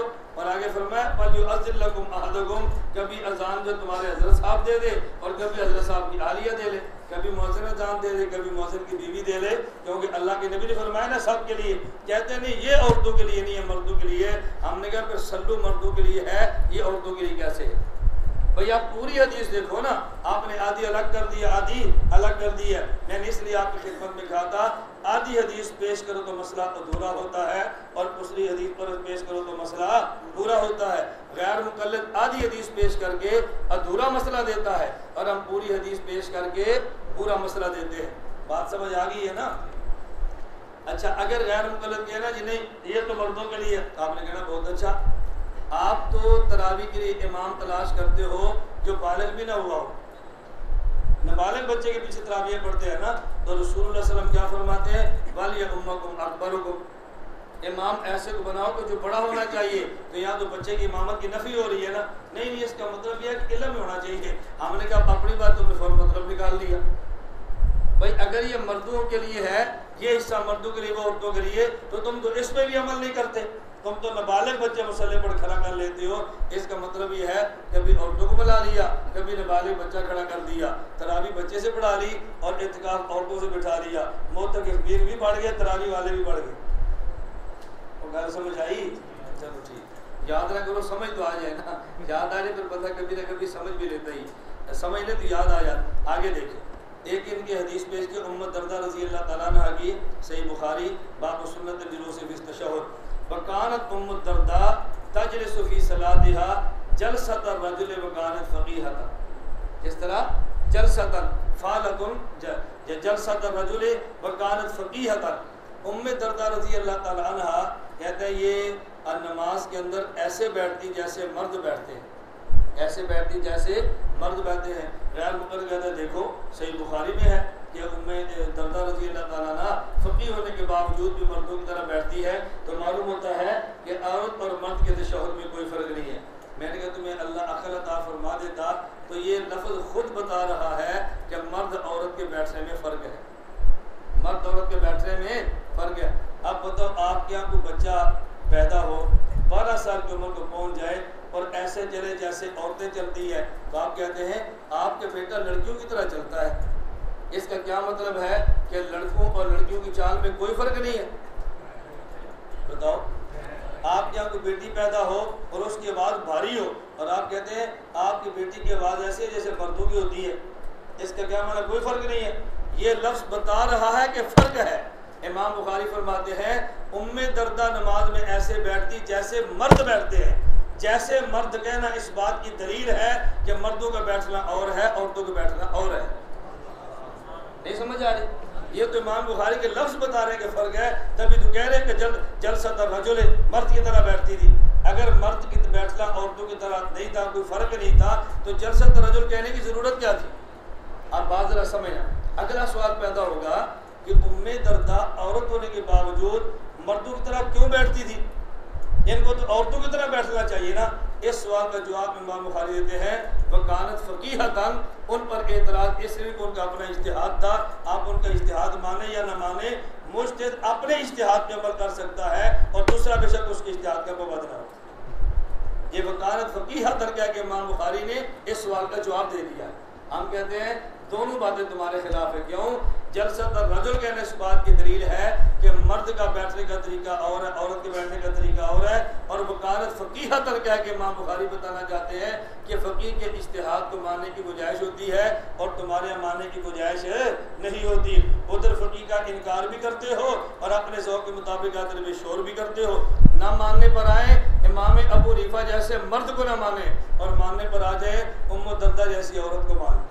तो मर्दों को इमाम बनाना हमारे खाते में और ज़रूरत पड़ जाए तो औरत को इमाम बनाना तुम्हारे खाते में। हमने इसलिए कहा था औरतों की इमामत छोड़ो, मर्दों की इमामत मानो। तो बात समझ आ गई है? मैं इस हवाले से एक आखिरी बात पेश करता हूँ। मुझे एक साथी ने फैसलाबाद से फ़ोन किया। तबलीग वाले अल्लाह खुश रखे खूब करते रहते हैं और हम भी उनको मोहब्बत से जवाब देते रहते हैं और हमारी ख्वाहिश होती है कि साथी फ़ोन करके अपने मसाइल पूछते रहें। लेकिन मैंने कल भी कहा था ना, मुझे आज भी एक साथी का फ़ोन आ रहा था कि मैं फैसलाबाद से फ़ोन कर रहा हूँ और कौन सा वक्त फ़ारिग होगा। मैंने कहा भाई फ़ारिग हूँ ये तो हमारे काबू में नहीं है। फ़ारिग का सिलसिला हमारे काबू में नहीं है। काम तो हर वक्त करे तो फिर ही आदमी किसी नतीजे पर पहुँच जाए। कहता है नहीं मैंने एक मसला पूछना है। मैंने कहा पूछ रहे। अच्छा मैं दूसरे नंबर से फ़ोन करता हूँ जो पैकेज पे लगा हुआ है। मैंने कहा आपके पास मोबाइल पैकेज वाला मौजूद है, मेरा एक ही जिसम है जो बगैर पैकेज के चलता है, इसलिए मैं पैकेज के पीछे तो नहीं पड़ता। आप फैसलाबाद रहते हैं तो मेरी ख्वाहिश है कि आप 1.5 घंटे का सफ़र है, आप हमारे पास आ जाए। कोर्स चल रहा है, 3 दिन कोर्स पढ़े, मज़ीद ज़रूरत पेश है आप मसले तो पूछ लें। कभी फ़ोन करते हैं तो आप उठाते नहीं। मैंने कहा जब आप आएंगे तो मैं 10 असातिज़ा तारुफ़ करा दूँगा। मैं फ़ोन उठाऊँगा 10 में से कोई फ़ोन तो उठाएगा ना। लेकिन हमारे लोग थोड़ा सा सफ़र करने के लिए तैयार नहीं होते और चाहते हैं कि पैकेज पे लाकर बैठ जाए और सारे मसाइल फ़ोन के ऊपर बैठ जाए, बैठ के हल कर लें। मैंने इसलिए गुजारिश की है कि जब कोई ऐसा साथी हो आप उनका थोड़ा सा सफ़र करा दिया करें। कराएंगे ना भी इंशाअल्लाह। हमारे हर अंग्रेज़ी माह की पहली जुमेरात मगरिब से लेकर इतवार 9 बजे तक 3 दिन का माहाना तहक़ीक़ुल मसाइल कोर्स होता है। आप उसकी आवाज़ लगा सकते हैं कि नहीं? उसकी आवाज़ लगाएं ज़रा। मैं खैर बताने लगा तो मुझे एक साथी ने फ़ोन किया। उसने कहा जी मुझे गैर गलत बहुत तंग करता है। मैंने कहा क्या कहता है? उसने कहा जी मर्द औरत की नमाज में कोई फ़र्क नहीं है। मैंने कहा ठीक है। उसे कहना इस पर पक्का रहना कि मर्द औरत की नमाज में कोई फ़र्क नहीं है। गैर मुक़ल्लिदीन से कहो अपनी मस्जिद में कभी कभी अज़ान अपनी भाभी से दिलवा लिया करो क्योंकि मर्द औरत की नमाज में कोई फ़र्क नहीं। कभी कभी तकबीर अपनी किसी सिस्टर से दिलवा लिया करो। पूछेगा क्यों? कहना फ़र्क जो नहीं है। कभी मुसल्ला इमामत में दादी जान खड़ा कर दो, क्यों? आप कहना फ़र्क जो नहीं है। और जब नमाज के लिए इमाम खड़ा हो तो साथ ऐलान करे अपनी चादरें उतार के पास रख दो, क्योंकि मर्द औरत की नमाज में फ़र्क नहीं है। अपनी टांगें खोल लो, क्योंकि मर्द औरत की नमाज में फ़र्क नहीं है। वो भी टांगें चौड़ी शुरू कर दे, ये भी चौड़ी शुरू कर दे, अब दोनों टांगें चौड़ी कर लें। मुझे एक मरतबा, मैं अल्लाह जो है झूठ नहीं बोलता, मैं आपको हक़ाइक़ बताता हूँ, ऐसी बातें पेश आती है बंदे को सुनकर भी शर्म आती है। गैर मुक़ल्लिद कहने लगा, हम तो कहते हैं कि पाँव के साथ पाँव मिलाकर खड़ा हो, और आप कहते हैं नहीं कंधे के साथ कंधा मिलाकर खड़ा हो। मैंने कहा पाँव से पाँव मिलाने पर जोर क्यों देते हैं? कहते हैं इसलिए पाँव से पाँव मिलाने पर जोर देते हैं ताकि शैतान को गुजरने का रास्ता ना मिले, शैतान न गुजर न सके। मैंने कहा नहीं, हम भी चाहते शैतान न गुजरे, फिर आप पाँव खोल क्यों देते हैं? मैंने कहा हम रास्ता दे देते हैं ताकि यहाँ से गुजर दे और वो जगह छोड़ दे। और तुम पाँव से पाँव मिलाते हो कि यहाँ से नहीं गुजरना, वो जगह उसके लिए खाली करते हो। तो जो जगह शैतान को नहीं देनी चाहिए वो दे देते हो, और जो रास्ता उसका वो तुम बना कर देते हो। बात समझ आ गई? मैंने कहा जो गुजरने का रास्ता है, जब वो रोकोगे तो गलत रास्ता इस्तेमाल करेगा ना, हम उसके गुजरने का रास्ता उसको दे देते हैं, और जो असल जहाँ वो जाना चाहता है वो रोक लेते हैं। मैंने कहा हमसे तुम में फ़र्क ये है। और बात समझ आ गई? तो मैंने कहा मैं को भी अपनी बहनों से भी को टांगे खोल लो, मर्दों से भी को टांगे खोल लो। क्यों? इसलिए कि मर्द औरत की नमाज में कोई फ़र्क नहीं। अपनी शलवारें आधी पिंडी तक उठा लो, मर्द औरत की नमाज में कोई फ़र्क नहीं। मैंने कहा बिस्मिल्लाह पढ़े, कहता नहीं इसमें तो फ़र्क है। आप कह रहे हैं इसमें फ़र्क है, हदीस दिखा दे, इसमें हदीसें दिखा दो। जितना फ़र्क मानते हो उतनी तुम दिखा दो, जितना हम मानते हैं हम दिखा देते हैं। फ़र्क क्या था? तुमने आधा फ़र्क माना है, हमने पूरा फ़र्क माना। तुमने आधा फ़र्क माना, हमने पूरा माना। तुम्हारे पास जाओ तो अधूरा दीन मिलता है, और हमारे पास आओ तो पूरा दीन मिलता है। वो अधूरे दीन वाले, हम पूरे दीन वाले। अल्लाह अधूरे दीन से बचाए और पूरे दीन पर अमल करने की तौफीक अता फरमाए। कल मुफ्ती शबीर साहब ने आपको ऐलान फरमाया था, आप ऐलान सुना भी करो और समझा भी करो। बात साथ ऐलान सुन लेते, समझते नहीं है। मुझे किसी साथी ने कहा कि जी बैत करनी है, मोहसन मुझे फरमाया, तो मैंने कहा इनको फजर की नमाज को बात कर ले, वक़्त बाजी। उन्होंने ऐलान कर दिया, मैं फजर को बैठा हूँ, 4 ने बात करी, बाकी बाद में ये हमने तो बैत करनी थी। तो मैंने कहा ऐलान तो हुआ था। कहते हमारा ख्याल तब दोबारा फिर ऐलान करेंगे, करीब आ जाओ। मैंने कभी एक बार ऐलान जो कर दिया कि जिसने बैत करनी है तो फजर की नमाज पढ़ जाए, तो मैं तो बैठा रहा, उसी ऐलान की वजह से बैठा था। तो जब ऐलान हो तो इसका माना ही होता है कि अब दोबारा ऐलान की ज़रूरत नहीं। अब देखो ना, 7:30 से लेकर 9 बजे तक सबक चलता है ना, और इसके बाद खाना खाना, कोई ऐलान की ज़रूरत है? ऐलान करें तो आप जाते हैं, या ऐलान न करें फिर भी चले जाते हैं? ये बगैर ऐलान के भी चले जाते हैं ना। तो जिस तरह बगैर ऐलान के वहाँ चले जाते हैं, कोई और ऐलान हो तो दोबारा ऐलान के बगैर भी आप आ जाया करें। बात समझ लिया। अज़ान से पहले या अज़ान के बाद दुरूद न पढ़ने की कोई दलील फरमा दीजिए। इंशाअल्लाह अज़ीज़ हमने 2 दिन मौलाना वजूद कादरी साहब के रखे हैं, जो इसी उन्वान पर गुफ्तगू फरमाएंगे। तो थे तो 2 दिन, लेकिन एक दिन शायद बात और बुजुर्ग को हमें काम करना पड़े। आप जितनी उनके मुतल्लिक़ा चिट्ठियाँ पहले लेके रख लें, ताकि वो आपकी तमाम चिट्ठों का जवाब दे दें, तो इंशाअल्लाह इसका जवाब देंगे। बेरेलवी का सलातो सलाम का बुलंदान ख़त्म शरीफ पढ़ना बिदअत है, इस पर जवाब वो देंगे। फ़ज़ाइल माल तबलीग पर जो एतराज़ात गैर मुक़ल्लिदीन करते हैं, इस पर भी एक दरस फरमा दीजिए। मैंने तो एक दरस नहीं, हर दरस में एतराज़ात का जवाब दिया। मैं तो हर रोज़ किसी न किसी एतराज़ का जवाब देता हूँ ना। मुस्तकिल तो मुश्किल हो जाता है, तो बाकी सबाक रह जाते हैं। बाकी अल्लाह तौफ़ीक़ अता फरमाए। तो फ़ज़ाइल माल, फ़ज़ाइल सदक़ात, मौलाना तारिक मीर वगैरह पर एतराज़ात के जवाब हमारे CD की सूरत में मौजूद हैं। आप कुछ किसी वज़ाहत उलमा की CDयाँ खरीद लें, अगर ख़रीद नहीं सकते तो नेट पर बैठ के देख लें, आपको जवाब मिल जाएंगे। ममाती एतराज़ करते हैं हस्बुना किताबुल्लाह, इसका जवाब क्या है? ये तो परवेशियों की बात है कि अब अल्लाह की किताब काफ़ी हम हदीस को नहीं मानते। ये तो वो शख्स के जो मुनकिर हदीस है और बेईमान है, वो हदीस का इनकार करते हैं। हस्बुना किताबुल्लाह का जवाब मांगे।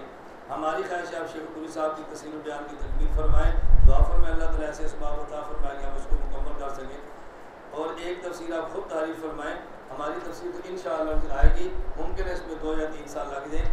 हमने फ़ैसला कर लिया है, एक तफसीर कुरान करीम की ऐसी लिखनी है जो खालिस मसलक की बुनियाद पर, इस बुनियाद पर हो मसलक। जैसे अभी रमज़ान आया ना, इस रमज़ान में हमने ये किया है, एक एतकाफ़ कोर्स मुरतब कर दिया है, वो इंशाअल्लाह आज कल तक पहुँच जाएगा। मेरी आपसे भरपूर गुजारिश है, आप रमज़ान मुबारक के अंदर इस एतकाफ़ कोर्स को आम फरमाएँ। और आप अंदाज़ा नहीं कर सकते आपको फ़ायदा कितना होगा। एतकाफ़ कोर्स बहुत महंगा भी नहीं है, बहुत सस्ता है, और पूरे मुल्क की मसाजिद में लोग एहतिकाफ में बैठते हैं। मुझे ये बहुत बड़ी फिक्र थी कि मोतकफीन के लिए तो ऐसा कोर्स मुरतब करें कि इनके 10 दिन काम में लग जाए।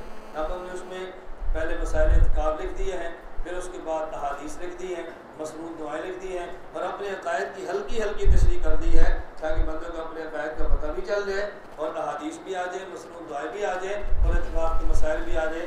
अब देखो हम लिख कर पेश कर सकते हैं, उसे आम करना तो आपकी जिम्मेदारी भी शामिल है ना। इस तरह हमने एहतिकाफ कोर्स पे मेहनत की है और वो छप चुका है, कुछ बैठने का काम बाकी, आज कल इंशाल्लाह पहुँच जाएगा। और आइंदा साल हमारा इरादा ये है कि साल के दरमियान मेहनत करके खुलासा तफसीर एक ऐसा लिख दे कि जो खुलासा तफसीर मसाइल और अकायद मसले की बुनियाद पर हो। मैं उसकी ये इशारा कर देता हूँ।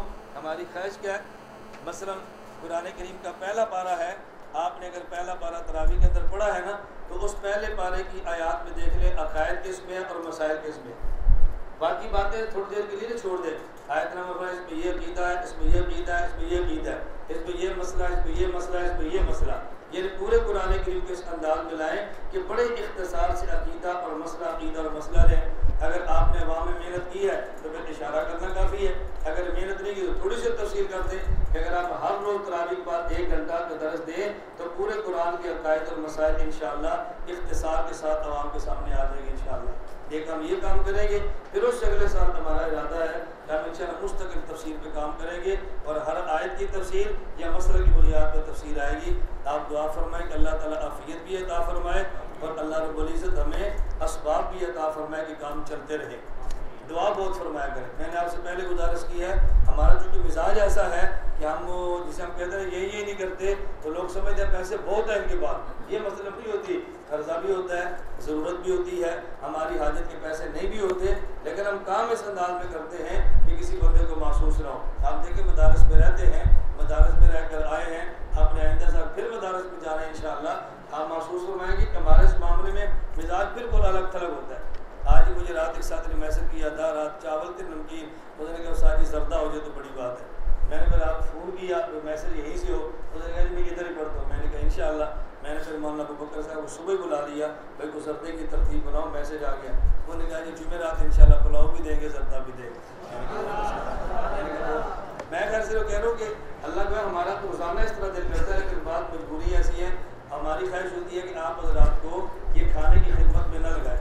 अब देखिए अगर अभी आप उड़ जाएंगे आधा घंटा आपके मसाइल आ जाएंगे, जोर करोगे फिर मसला रह जाएगा। सिर्फ आप हज़रात की खिदमत की वजह से हमने इस दौर के मुतखस्सिसीन में से बात सिर्फ खिदमत के लिए बुलाएं ताकि आपके इसबात का नागा हो।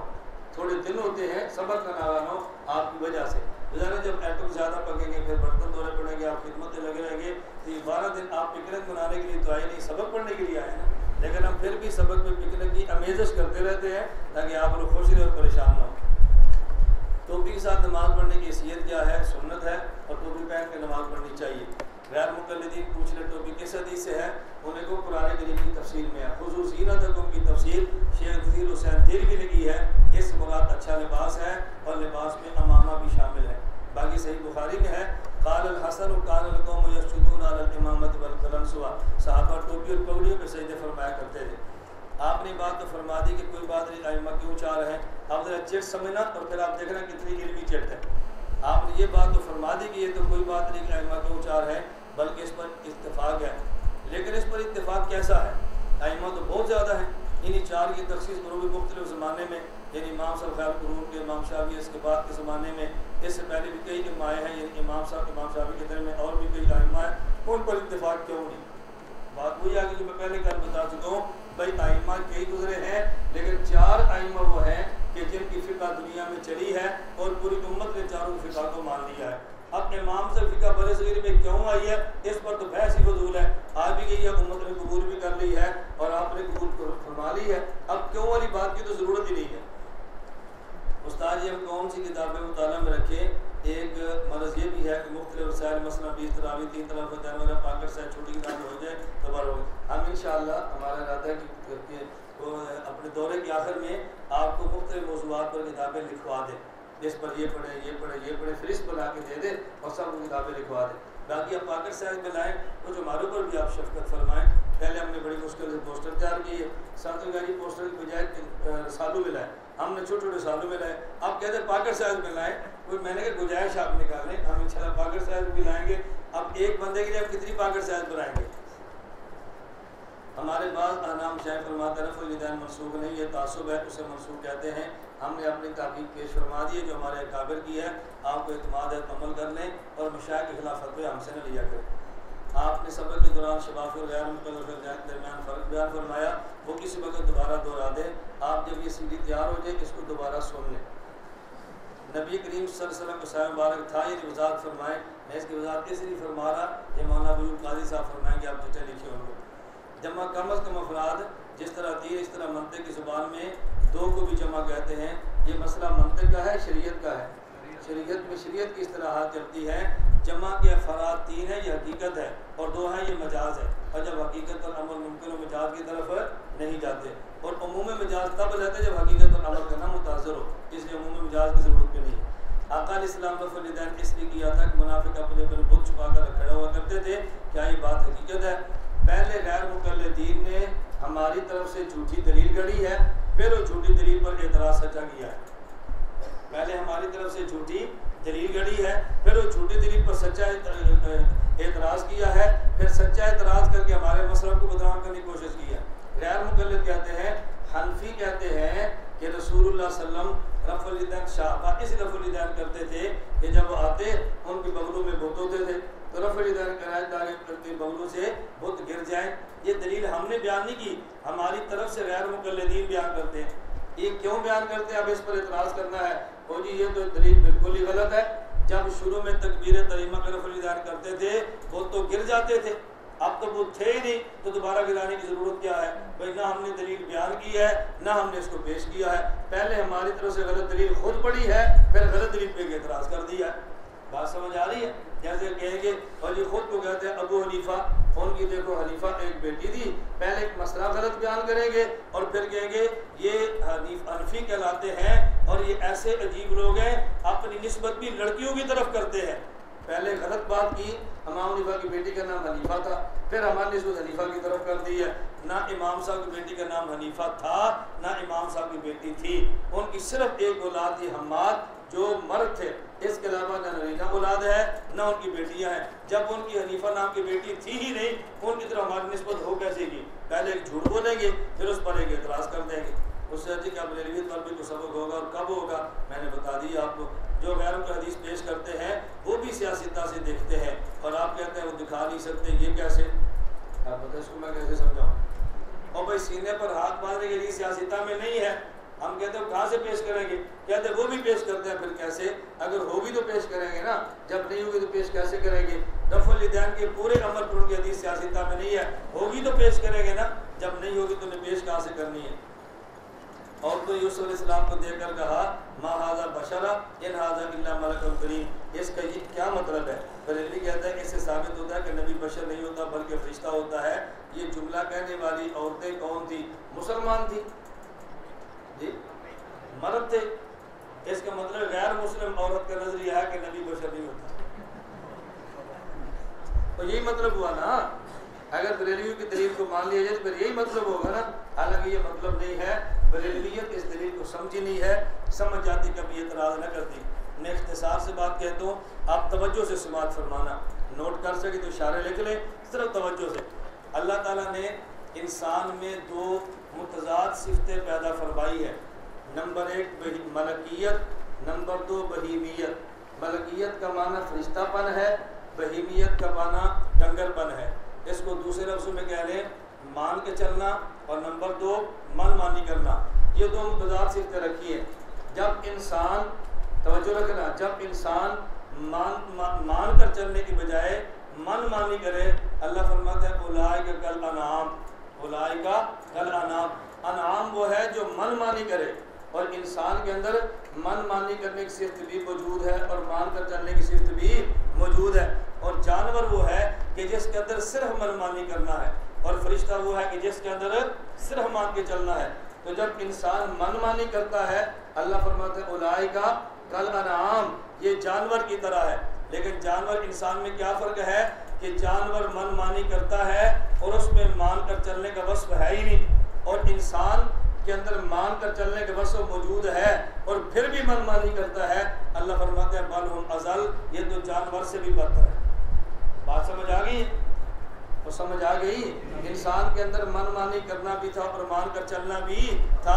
तो जब इसने मनमानी किया तो किसकी तरह हो गया? उलाइका कल अनाम, जानवर की तरह। तो जानवर में तो मान कर चलने का बस था ही नहीं ना, इसके अंदर मान के चलने का था और फिर भी नहीं माना। फरमाया बल हुम अज़ल, आप सरगोदा से निकले हैं और आप शावर जाने लगे हैं, तो आप मोटरवे पे जाना था, आपने ऐसी गाड़ी पर टिकट ले ली है कि जो एयर कंडीशन वाली थी, किराया उसका 600 था, और नॉन एसी गाड़ी चलती है उसका किराया 300 रुपया था। अब बात समझना, जब आप मोटरवे पे चले तो आपकी एसी गाड़ी के एसी काम छोड़ दिया, अब ये भी नॉन एसी होगी और वो भी नॉन एसी होगी। अब आप पता क्या कहते हैं, आप बैठे थे एसी गाड़ी में 600 रुपया देंगे और नॉन एसी का किराया है 300 रुपया, एसी वाली गाड़ी ने एसी छोड़ दिया। अब आप कहते हैं ये एसी वाली गाड़ी तो नॉन एसी से बदतर है, ये एसी वाली गाड़ी नॉन एसी से बदतर है। क्या मतलब? उसमें एसी था ही नहीं और काम नहीं करता, इसमें एसी है और फिर भी नहीं करता, तो ये एसी होकर नॉन एसी से बदतर है। अल्लाह फरमाता है उलाइका कल अनाम में, उसके अंदर मानने का सिर्फ था नहीं मानता, तुम्हारे अंदर मानने का था फिर भी नहीं माना, बल हुम अज़ल, ये तो जानवर से बदतर है। ये बात समझ आ गई? अच्छा, तो ये समझ आ गई। दूसरी समझो, और अगर मान के चले तो कौन है? फरिश्ता, और मनमानी करे तो कौन है? जानवर। तो जब इंसान मनमानी करता है तो जानवर से बदतर होता है, और जब ये मान के चलता है फिर फरिश्तों से आगे गुजर जाता है। यूसुफ अलैहिस्सलाम जवान है, ज़ुलेखा के घर में है, यूसुफ अलैहिस्सलाम का हुस्न देखो, बादशाह के घर में है, अजीज़ मिस्र गुनाहों की दावत देती है और गुनाह के रास्ते में कोई रुकावट मौजूद नहीं है।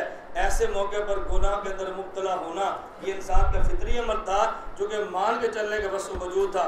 उन औरतों ने कहा मा हाजा बशरा, ये वो बशर नहीं जो मनमानी करे, इन हाजा इल्ला मलकुन करीम, ये तो वो बशर है जो मान के चलता है। फरिश्ते के अंदर चूँकि मनमानी करने का वस्फ नहीं होता, सिर्फ मानने का वस्फ होता है, इसलिए उसको मलक कहते हैं। और इसके अंदर मनमानी का वस्फ मौजूद था, लेकिन फिर भी नहीं कि मान के चला है, तो मलकुन नहीं मलकुन करीमुन कहा है। ये समझे, मलकुन नहीं बल्कि मलकुन करीमुन कहा है। महादा बशरा, इससे बशरियत की नफी नहीं है, बल्कि बशरियत की ज़िमन में मनमानी करने वाले वस्फ की नफी है। इन हाजा इल्ला मलकुल करीम में फरिश्ते का इस बात नहीं है, बल्कि बशर के ज़िमन में जो मान के चलने का वस्फ था उसका इस बात किया है। उन्होंने कहा महादा बशरा, ये वो बशर नहीं है जो मनमानी करे, ये वो बशर है जो मान के चलता है। तो जिसमें मान के चलने का वस्फ हो और मनमानी करने वाला वस्फ न हो, उसे मलकुन कहते हैं, और जिसमें मनमानी करने का वस्फ मौजूद हो और फिर भी मान के चले, उसे मलकुन नहीं मलकुन करीमुन कहते हैं। तो समझ आ गई है? अब आपने कल के दोबारा फिर को, हमें दोबारा नहीं कहूँगा ना, आप दोबारा फिर सुने, दोबारा आदमी कहते नहीं, आप सीढ़ी दोबारा सुने, इसको फिर पढ़े। ये इतना बरीक और दकीक नुक्ता है, अल्लाह करे आलो सुन्नत को समझ आ जाए, आले बिदअत कहाँ से समझेंगे? आपको समझ आ गया? हाँ, इसलिए हमने कहा ना हमारे दकीक को रूम है और उसको आप समझा करें। इसलिए मैंने आपको जुमला नकल किया था। कल मैं मौलाना साहब को मिला, तो मैं नाम भी नहीं लेता, आप तो बहुत बात जानते हैं, बात नहीं जानते।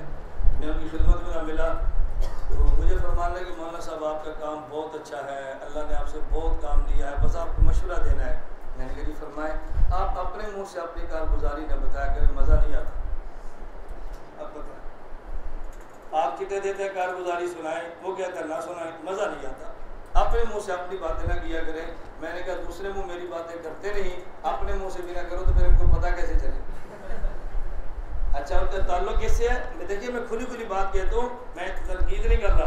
ताल्लुक किससे है? तबलीगी जमात से। मुझे बताएं, दुनिया में कोई ऐसी तबलीगी जमात है जो अपनी कारगुजारी पेश ना करे? बताओ ना। आपने वक्त लगाया नहीं लगाया, तो आप लगाएं, हमारी जमात है, लगाना चाहिए। मतलब ये कि जब प्राइवेट जमातें जाती हैं, हर जमात जाके पूरी कारगुजारी पेश करती है, तो जब मैं बाहर सफ़र कर रहा हूँ तो मैं कारगुजारी पेश क्यों ना करूँ? कहते हैं ये बात आपको जेब नहीं देती, बस काम खुद बोलता है। मैंने कहा आपका नहीं बोलता, बस मेरा बोलता है, मुझे नहीं बोलना चाहिए। यानी मुझे इतना ताज्जुब होता है हर जमात अपनी कारगुजारी सुनाती है और मैं कारगुजारी सुनाऊँ तो मेरी नीयत पर शक होना शुरू हो जाता है कि देखिए उसको कारगुजारी बयान नहीं करनी चाहिए। मैं खैर ये बात कहने लगा था कि मैंने जो महाजा बशरा पे बात की, आपको बात समझ आई है? मैं इस पर कह रहा था, अब मुझे जुमला याद है, उसने मैंने कहा था आप इनको शेख सलीमुल्लाह साहब की तकरीर सुनाओ ज़रा, अगर थोड़ी सी सुनाओ मेरे को, अपनी यहाँ कानून सुने ना।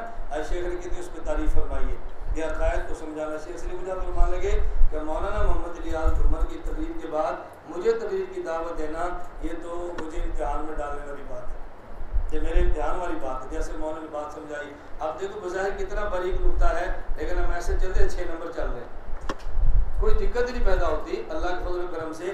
मैंने इसलिए आपसे कहा था हम अपने काबिल उलमा देवबंद की इबारात के नाकिल भी हैं और उनकी इबारात के शारे भी हैं। आप बुजुर्गों की बातें नकल भी हमसे करवाएं, फिर समझे भी हमसे, फिर मशाइख उलमा देवबंद का मुकाम देखें। हज़रत उमर रज़ी अल्लाह 20 रकात तरावी का हुक्म दिया, जमात हुक्म दिया, लेकिन खुद जमात में शरीक नहीं हुए। ये सुन्नत मुक़द्दा अल किफ़ाया है या अल ऐन है? बताओ। रसूलुल्लाह सल्लल्लाहु अलैहि वसल्लम ने खुद अजान पढ़ी है या अजान दिलवाई है? जी, तो सुन्नत होगी या नहीं हुई? सुन्नत मुक़द्दा, इस पर कोई दलील है? उम्मत के इजमा। इब्तिदाई सूरह नमाज बाद सूरत में कैसे हो सकती है, इस पर मैंने बता चुका हूँ पहले। कभी कभी अपने हालात सुनाया करे, उस्ताद मोहतरम कभी सबक में मुनाजरा का जिक्र किया जाए, आप कहते सुनाया करें, वो कहते ना सुनाया करें। अब मैं उसको म्यार झट वाली बेटी वाला फंस गया ना, सुनाया था ना मैंने आपको। एक मर्दी है, या आप खुश होंगे वो नाराज होंगे, या वो खुश होंगे आप नाराज होंगे। हम बेहतर है कि आपको खुश करें, क्यों? जो अकीदत के साथ है ना, उसको खुश करना ज़रूरी होता है। रसूलुल्लाह सल्लल्लाहु अलैहि वसल्लम तशरीफ़ फरमा थे और मुशरिकीन मक्का के सरदार मौजूद थे। हज़रत अब्दुल्ला बिन उम्मे मक्तूम नबी ने आ गए तो वसल्लम के दिल में था कि ये तो अपने ही हैं, पहले इनको खुश करो। और मैं अबस व तवल्ला, जो तलब लेकर आए ना इसको खुश करो, उनकी बात छोड़ो। इसलिए हम आपको तरजीह देते हैं कि आप तलब लेकर आए। बात समझ आ रही है? फिर अब आपका हमारा रिश्ता कौन सा है? उस्ताद शागिर्द का ना। और उस्ताद शागिर्द बाप बेटा होते हैं कि नहीं? तो बाप को चाहिए बेटों को खुश करे, और बेटों को भी चाहिए को चाहिए आकर। ये नहीं है कि आप बात की न माने। हम रोड़े कूटते फिरे तो फजर के बाद सोए हुए, कुछ खुद भी यहाँ कर लिया करो। कल आपने राजी और मजूब के दरमियान फ़र्क बयान किया था, दोबारा बयान करें, मेहरबानी होगी। आप दोबारा इसको नेट पर सुने या CD ले लें। आपको मुतकल्लिम सलाम का लक़ब कहाँ से मिला है, मुझे तरीक़ा भी नहीं पता कहाँ से चली है। अब ये चल पड़ा है और पूरी दुनिया कह रही है, हर बंदा जब मैं स्टेज पे तो मुतकल्लिम सलाम कहते हैं, तो ठीक है। असल इसकी ना वजह आपके ज़हन में नहीं, इसलिए आपको इश्काल पैदा होता है। 3 तबकात हैं, एक तबका है अखलाक संवारने वाला, और एक तबका है मसाइल बताने वाला, और एक तबका है अकीदे पर गुफ्तगू करने वाला। जो अखलाक संवारता है उसे मुर्शिद कहते हैं, और जो मसाइल बताता है फ़क़ीह कहते हैं, और जो अकीदे पर काम करे उसे मुतकल्लिम कहते हैं। मुहद्दिसीन, फुक़हा, मुतकल्लिमीन, ये तीनों लफ्ज़ हमारे काबिल की कुतुब में मौजूद हैं। किसी वक्त फरमाएंगे तो मैं तीनों पेश कर दूँगा। बात समझ आ रही है? ये तीनों अल्फाज हमारे काबिल कुतुब में मौजूद है। तो हदीस पर बात करें तो कौन है? मुहद्दिस। फ़िक़ह पे करें तो कौन है? फ़क़ीह। और जब अकीदे पर बात करें तो वो कौन है? मुतकल्लिम। लेकिन जब अकीदे की दरसगाह हो, तबलीगी जमात में ना हो, वहाँ मुतकल्लिम का माना और होता है, यहाँ मुतकल्लिम का माना और होता है। मुतकल्लिम हर जगह पे अपना होता है ना। और मैंने तबलीगी जमात में मुतकल्लिम बन के वक्त गुजारा है, मैंने जमात में वक्त लगाया और मुतकल्लिम बना करता था। इसलिए मैंने कहा सानिया वाले साल था तो मैं कराची होता था, और हमने बात पख्तून इलाके में जाना होता ना दावत देने के लिए। फिर मैंने पश्तो सीख ली मुतकल्लिम बनने की वजह से, चूँकि मुतकल्लिम बनता था मैंने पश्तो सीख ली। मुंगो टोल कुलमा वली ला इलाहा इल्लल्लाह मुहम्मद रसूलुल्लाह बदी कलमा करने सारी वादा करी था। या अल्लाह हुक्मा मनो नबी सल्लम पत्री की बांधे बजो बदी दबारा घट मेहनत पकार थी बदी मेहनत दबारा बजमात खबर के गिद्दा सुराशा। आप तो बताएं मैं मुतकल्लिम ठीक हूँ ना? आदमी हो, क्योंकि मैं उला सानिया वाले साल से था, उस वक्त फिर मैं बात चलती थी तो मुझे दावत के लिए जाना पड़ता। मैंने पश्तो में दावत सीख ली ताकि दावत देने में दिक्कत पेश ना हो। एक तालिब इल्म ने चिड़ दी है कि बंदा कह रहा था जिहादी ट्रेनिंग सेंटर पर जाने का है, जहाँ पर मदरसा इस्लामी के तलबा को जिहादी ट्रेनिंग दी जाती है। अब बंदा कह रहा था तलबा को जो इब्तदाई ट्रेनिंग मिलती है उसमें शरीक हो, मगर बंदा की जान पहचान, इसलिए आप रहनुमाई की ज़रूरत है। अगर ऐसा सेंटर जानते हो तो मुझे बता दें। मैंने आपसे गुजारिश की थी, आपका हाफ़ज़ा कमज़ोर है। मैंने कहा 12 साल गुजर गया, मेरा किसी जिहादी जमात से कोई ताल्लुक़ नहीं है। 12 साल गुजर गए हैं, ना जिहादी जमात से ताल्लुक़ है ना किसी ट्रेनिंग सेंटर से ताल्लुक़ है, और ना ही मुझे पता है कि पाकिस्तान या अफगानिस्तान में कहाँ कहाँ ट्रेनिंग होती है।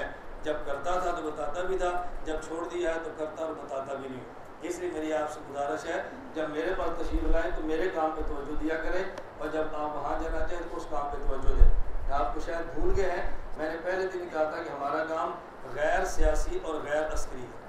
गैर सियासी और गैर अस्करी है। ना आपकी रहनुमाई सियासत पे करेंगे, ना आपकी रहनुमाई अस्करियत पे करेंगे। हम आपकी रहनुमाई सिर्फ़ और सिर्फ नज़रियात के बारे में इंशाअल्लाह करेंगे। ये हमारी जिम्मेदारी है। बात समझिए। तो मुझे तकरीबन 12 साल गुजर गए हैं मेरा अस्करी और जिहादी जमातों से अब बाज़ाब्ता कोई रब्ता कोई ताल्लुक़ नहीं है। तो गुजरते हुए मिल जाए तो मैं निकालूंगा, थोड़ी मिलने के लिए आज अलग बात है, लेकिन ना मेरा रब्ता है और ना ही मुझे पता है तरबियत कहाँ पर होती है। इसलिए आप इस काम के लिए और जगह तलाश फरमाएँ, हमारे पास है तो खालिस अकीदे और मसलक की बात करें और इल्मी और नज़रियाती हवाले से हमारे साथ चलें। अल्लाह हम सबको बात समझने की तौफीक अता फरमाए। व आखिर दावाना अल्हम्दुलिल्लाह।